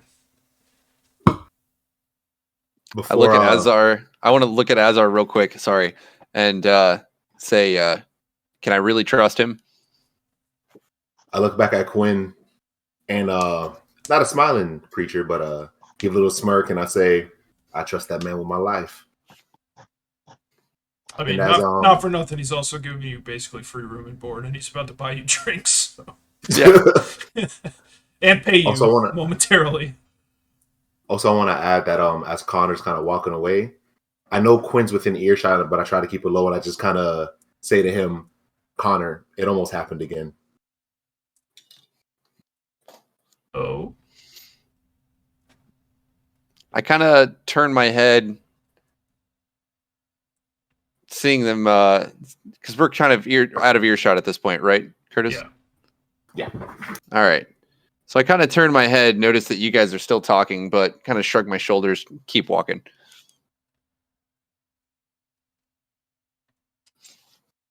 And I'm going to walk into the tavern. Nice. What time is it right now? Say like 7 p.m. maybe, something like that. Are there people in the tavern? Yeah, there's gonna be buku people in there. I just bust through those doors as if I'm the life of the party. Nice. Yeah. And he's gonna give you the breakdown, Azar, of who gets what. Basically, he's gonna say you and Quin get 150, the other two get 100 a pop. Okay. On a job well done, and he's gonna say, by way of explanation, I had friends in the Technic League a long time ago. We didn't always see eye to eye, especially when it came to slaves. I got word that's where those two were headed. You did all right. As for that other thing, we'll talk. It didn't come out, though. Just almost. I look at him and I kind of clear my throat. And I said, "Yeah, this time, nothing happened this time." I'm gonna start wandering towards those two because I got kind of ditched over here. Yeah. Um, Connor will just say, howdy, son. Name's Connor. Owner of this here establishment. How you doing? Glad to meet you, Connor. I'm G. Eric Ryan. The G stands for genuinely proud of how collaboration saved the day today. My new friend Zuref, Azar, and the other one. Did he introduce himself? The swordsman. We made an impeccable team today. I'm tired. My wrists are sore. Is there a place to rest around here that I might take a seat before I figure out how to get back home? I look at G. Eric and say, "His name's Quin." Oh, I would Quin. expect you to remember that from here on out. Oh, I'm no offense meant by that, my friend. You know that. I just don't think I caught his name before. Right. He'll be overloaded by this approach. And it'll be like, yeah, I was just about to buy the boys a round or 3. Come on in.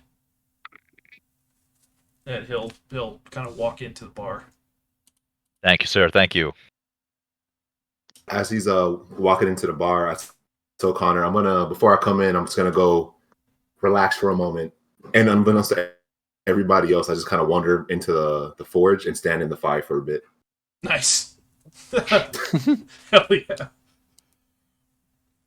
Quin, do you still have the canister, or did you leave it in the forge for safekeeping? I left it with Connor, so I assume he took it to the forge for safekeeping. That's why he put it with your shit over here. Yeah, that's fine. Pretty much, okay. That's why I'd asked kind of like one last confirmation with Azar, since we had been fighting so long now. Yeah, he's gonna buy me drinks, but Quin's not the most trustworthy person, trusting person right up front. I've got to really have some time with you as I started to grow and learn who Zuref and Azar and G. Eric Ryan are. Given the fact that you come from Pleroma, which is not a place where you trust things up front, that makes a lot of sense. So that tracks. All right, but as you guys are in the bar, there's probably 10-15 people, and over the next hour or so, doubles and triples almost. This place is basically at capacity. It's a Friday night. Everybody's, off from the day's work, partying, getting rounds in, doing all that. There's plenty of people reveling, as one does.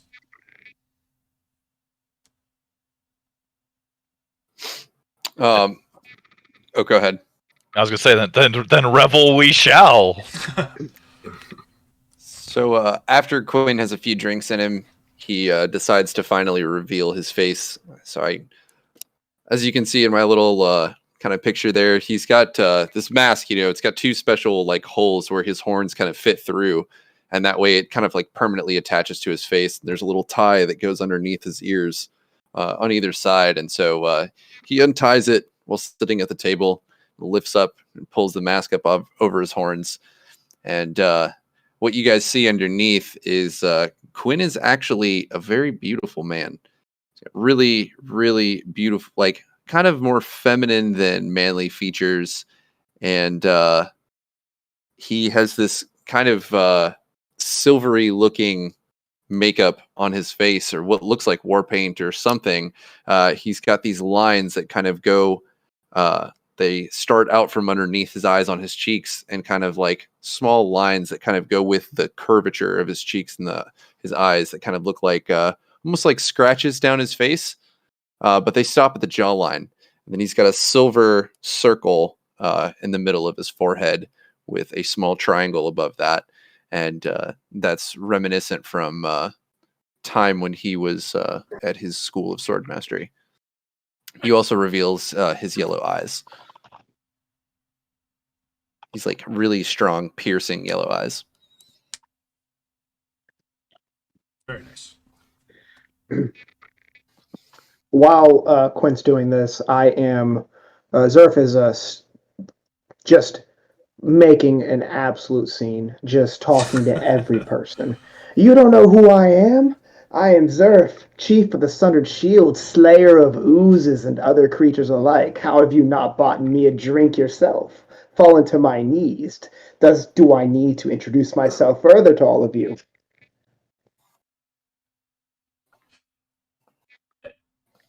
Are you relaying the story of your tribes and such, or are you just talking about today's events? I'm talking about a little bit of both. I'm just saying like who I am. I'm not really like they should already know who I am. I'm Zuref Bron of the Sundered Shields. If they have not heard of me by now, I'm quite confused. I just slayed an ooze. I'm literally the sole survivor of the two greatest tribes of all time. I can't imagine anyone here in Torch does not know who I am.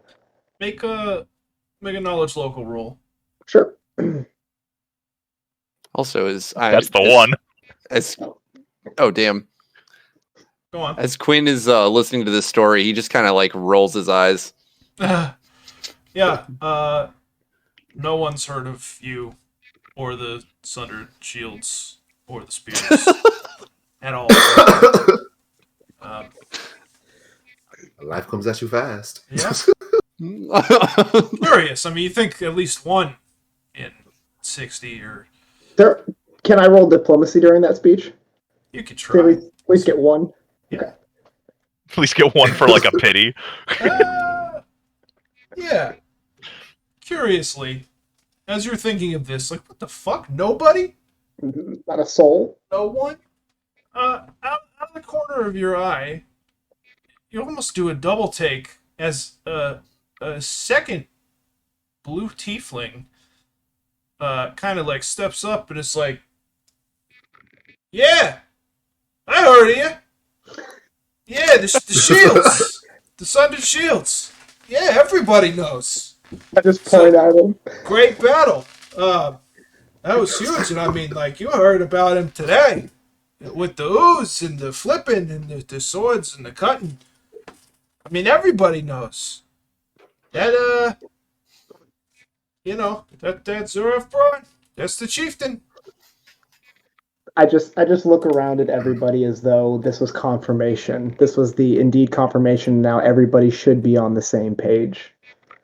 Nobody else appears on the same page, but this guy's like very serious, like, yeah. I'd bring him over to the table with me and pour him a brew. Oh, appreciate it, big fella. Thanks. As this is going on, I make my way from the forge over to the tavern, And as I enter, much to Zuref's disdain, I get greeted by a lot of the locals, very happily and very welcoming. I walk in, I grab myself a drink to join Quin at the table. I look at Quin, give him a once over and say, so that's what you look like beneath the mask.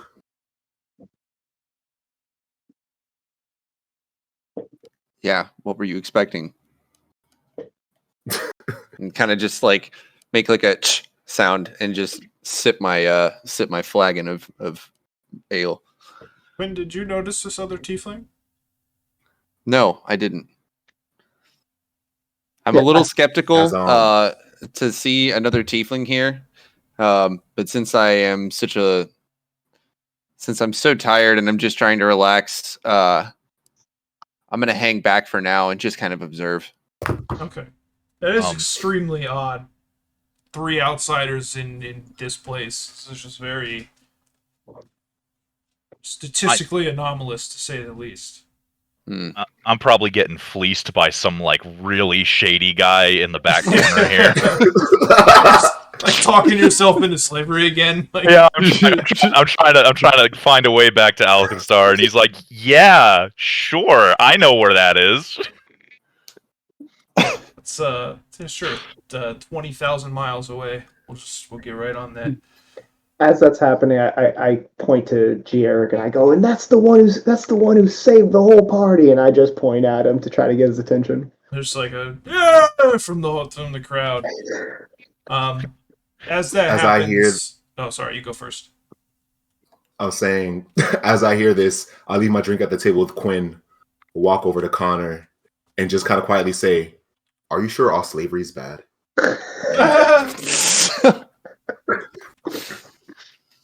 I'm definitely doing. He'll like spit his spear out like. Both of them look over to me, and I'm doing like a Hulk Hogan ear thing. He's a real Numerian. All right. Well, now that I've been left at the table alone, Hogan's canonic in this universe. Yeah. This other tiefling is sitting with Zuref at this point, correct? Yes. All right. I'm gonna walk over to their table, and I'm not gonna sit down or anything, but I'm just gonna sit there. I'm gonna cross my arms and kind of give a little bit of a scowl and say, "So, where'd you blow in from? I can't believe I'm seeing another tiefling here. You are a tiefling, right?" Well, yeah.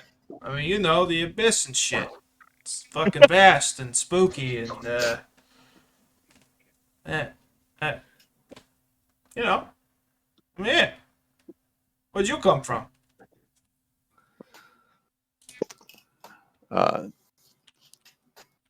So I give him my backstory, but I don't tell him my last name. I just say, the name's Quin. You should know where I hail from. That's all you need to know. I mean, not for nothing, but there's like 70 fucking realms in the abyss. And, like, I'm from the Blood Clefts. And I don't know about you. It's because we're blue and shit. That's racist, alright? My demon ancestors, your demon ancestors, potato, could be 2 different species for all we know about. I mean, there's a lot to assume. I interrupt him and I just go, I'm from the Alabaster family. That enough for you? So you sell porcelain or something?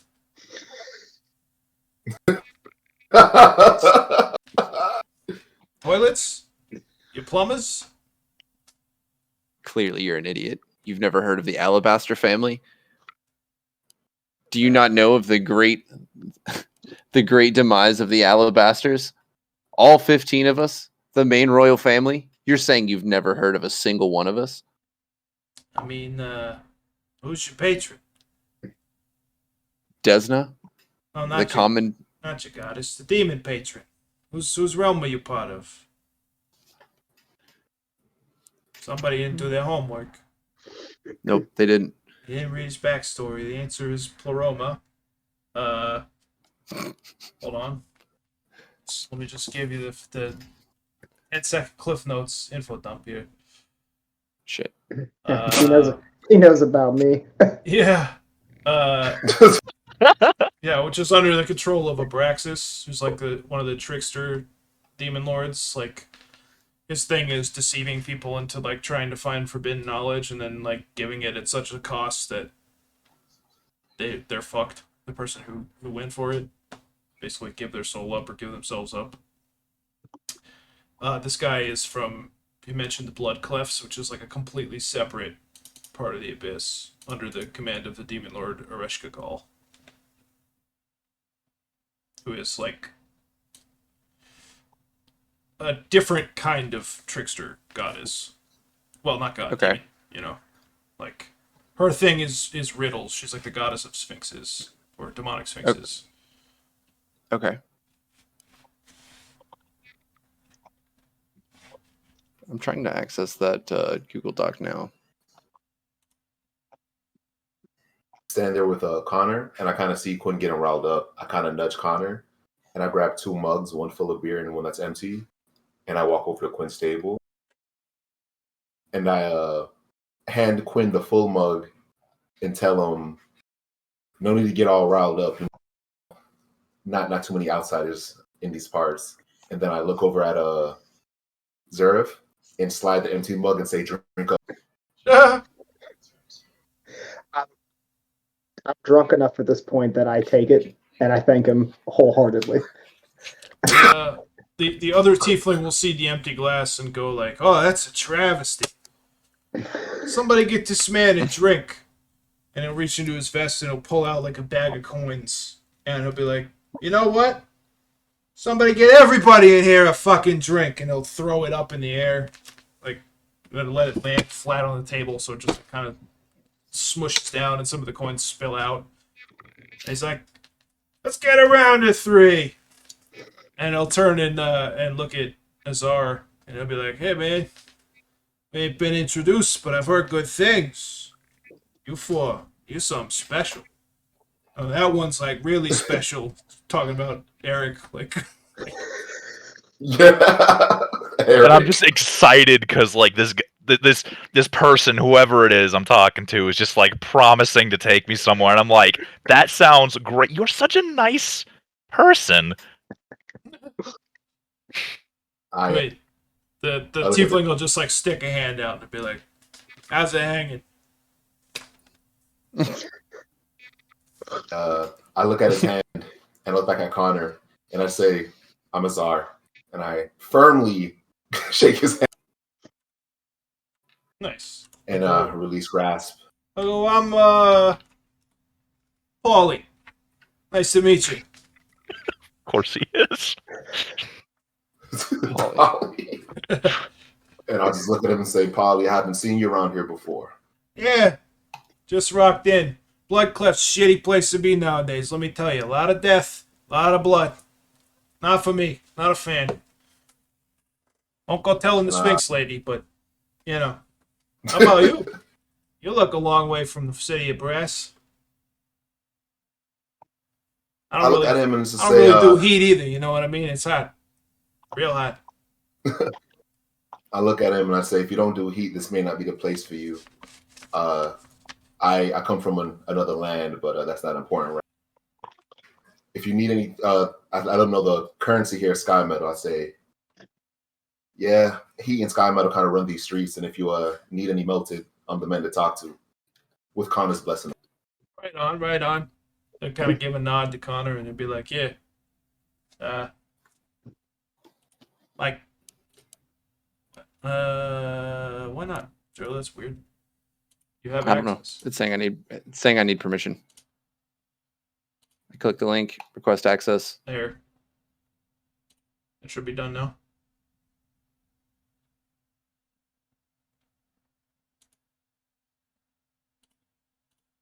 My bad. There it is. My bad on that one, bud. Ah, okay. Anyway, he'll be like, "Yeah, salutations to the house. Anyway, where's the drinks? Over here. Let's go." And he'll kind of like saddle up to Quin and be like, "Yeah, you know, we gotta stick together, us tieflings. You know, I heard about what you did out there, though. Oh, the dipping and ducking and diving and the fast moving and pretty fucking cool, you ask me. Thanks. I appreciate it. He heard it from me. Hey, man.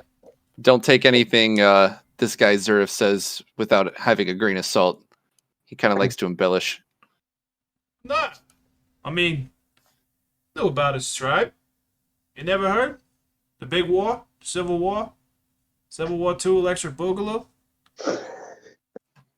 Sundered shields, broken halves, big dust up on the plains. I mean, a lot of people got clipped. Some serious shit out there. Well, judging by the way he fights, Zuref is no pussy. That's for sure. Yeah, definitely not a coward like he is. And I point over to Azar. I don't look know at nothing him. about that. I look at him, I give him a once over and say, at least I wasn't in that thing's mouth. You're welcome. I immediately pat my hair to see if there's still ooze back there.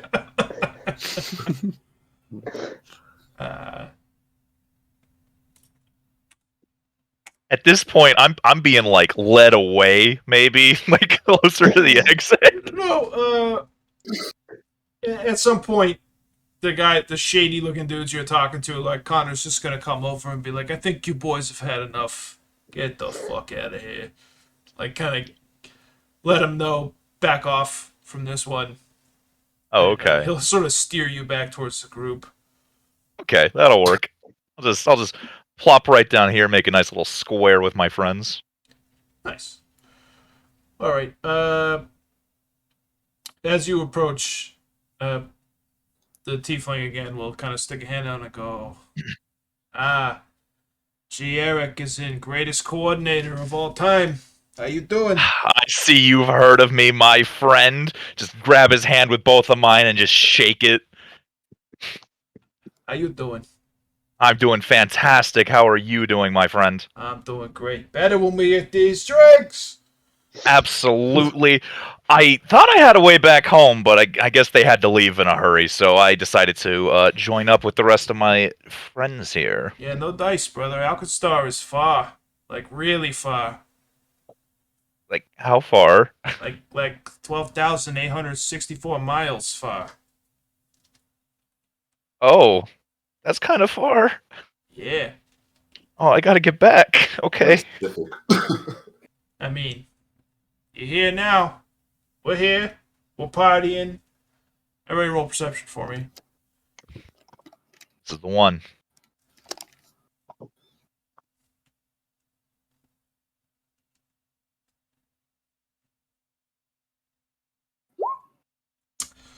See, he kind of like reaches down and grabs the mud or the tankard of ale, like the little, Steiner mug or whatever, and he just like picks it up and goes to like cheer with all these guys, and he goes, "Yeah, we're here now. Let's party," and just knock it back.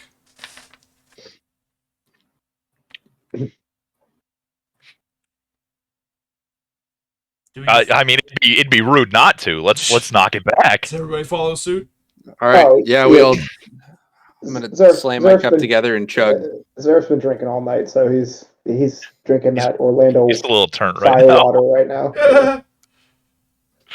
All right. I def slam my back, and then as I do, one of the locals screams, "Hey, Azar, do the thing! Do the thing!"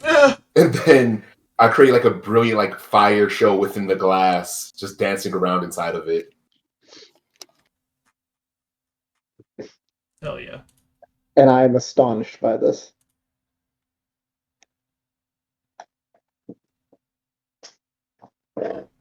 Okay, so as you guys like knock him back with the Tiefling, you guys revel and party and get up to antics and shenanigans, but you get drunker and drunker and surprisingly much drunker than you normally would. Eventually, everyone retires for the evening. 3, 4 in the morning. You guys close the place down. Connor's gone to bed. the rest of you guys go to sleep it off in the foundry. You can place yourselves wherever. Your new friend Polly in there as well. I'm gonna just make a duplicate of Quin. He's gonna, for all intents and purposes, put yourselves wherever you pass out, basically.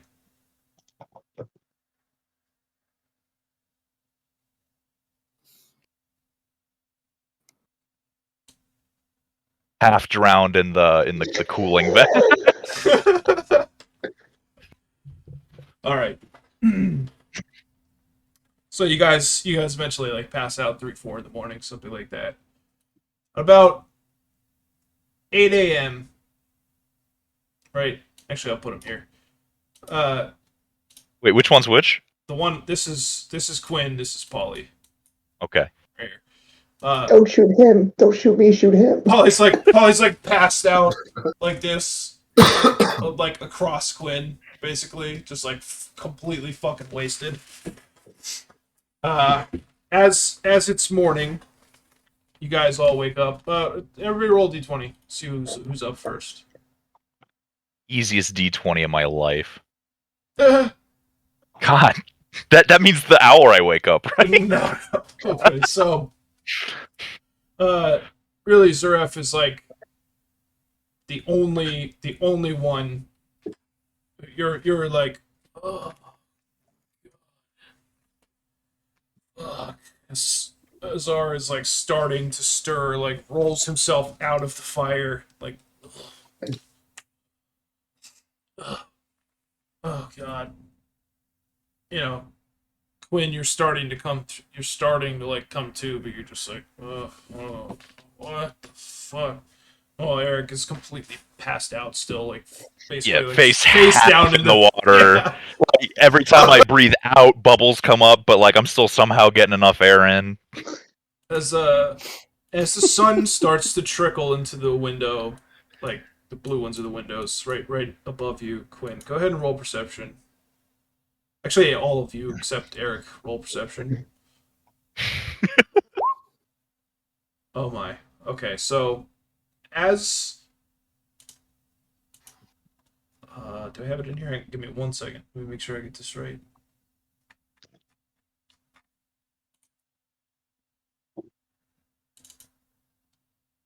Oh no, where is it?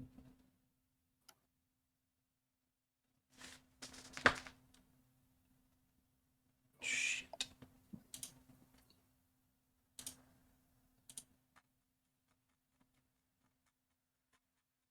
Oh, the worst. I fucking accidentally deleted damage. Give me 1 second, boys. I'll give you 3. Well, that's good.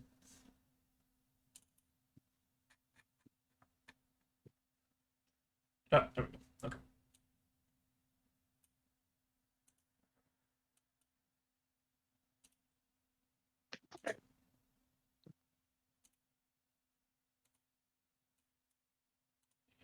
Upload real quick. Alright, so yeah, the 4 of you guys, well, 3 of you rather, kind of are like starting to get your bearing and get your senses and come to. Quin, you threw like the alcohol haze and the hangover, and Azar, between the heat shimmer from being right next to the forge and like the wild night you guys had, all the debauchery and the drinking, are like your vision's swimming a little bit, and it starts to gradually come into focus. Quin, you like kind of like look down at your lap, and directly like in the sunbeam that's hitting Polly, you do a double take. As instead of a tiefling, a small, well, not small, but like a child-sized creature made of effectively like jelly is laying across your lap. And seeing you like turn and look down at it, it'll swivel its head towards you and it'll go, some night, huh? As this is what you see like laying on top of you. All right. Do you scream? So as I come to, I see this like slime creature that's got this really funny New Jersey accent, and I immediately like start shifting and squirming to get this out of my lap, but I don't scream. So I kind of just like take my hands and like in like almost like I was scooping water or dirt or something, and scoop this thing out of my lap and onto the floor. He lands with like a wet squelch, like whoa, Yeah, like hey, easy, a plap sound. Watch the goods. Come on, buddy, buddy. Oh, Azar, you also see this happening as your vision like kind of like comes to. So I kind of stare at Quin scooping this thing out of his lap, and I kind of turn my head very confused and wondering if my eyes are playing tricks on me or not. Eric, go ahead and roll perception too. As they're sort of as this plop like woke you from your stupor. Oh yeah, it takes a moment, but you're just kind of like, what? As you realize, like, he just flung this thing off of him. Oh, thank goodness. I thought it came from me for a second. Wait, what the hell's that? But you're not freaking out that he just, like, pushed a talking ooze off of his body? I've been places. Fair enough. I will probably push myself out of the water finally and just like sit down and look at it though. Until I'm more fully awake. Alright. Fair enough. It's like, man, that was some party though, huh? Oh, it's talking. Fuck it. Oh yeah. You're fucking weird, but I like it. Yeah. Oh. It is talking. Wait, were you the did we drink with you last night? I don't remember too much. Did we drink with you last night? Fucking A right, you did. 16 rounds. You guys are champions. Oh. I spent a lot of gold. Oh, I thought you were a lot more corporeal, like solidified last time we saw you. Am I What are you, some probably kind still of drunk? philosopher or something? You were tiefling last night. Explain yourself. What do you That's mean? the one. Hold your fucking horses. You wait a minute, he says to Eric. He goes, what do you mean? We're a tiefling. The fuck you talking about? Are we doing this again? Where you from? Who's your mother? Whatever. Come on. What are you talking about? What's going on? Talk to me. So I rub my eyes and then like kind of gesture with like an open hand, like, you know, the like what the fuck? And like kind of like gesture towards him, like look, and I say, I mean, you definitely don't look like a tiefling now, so what the fuck? Oh, what are you saying? Only your kind of fucking tiefling's a tiefling? Come on, man. What the fuck? Again with the racism. You're a slime. What the fuck? The mouth on this. You kiss your mother with that mouth? Come on, man. Are you rude? Oh, my good man, he means you are literally made out of slime right now. You look extremely squishy. What are you talking about? Look down, maybe? I look Can fine. is there a mirror in here? Can I grab a mirror and show him? Yeah, there's like a mirror on one of the walls you could like pull off. It's not glued or anything. Yeah. So I just grab it and just like hold it with one hand, like from the top of it, and just aim it down at the ground so that it just aims directly at him. He'll stop and look at it for a second. Like you'll see there's no real eyeballs. He'll just kind of like slowly lift his head up and look at the mirror, and you'll see like his hand like stick to his face for a second.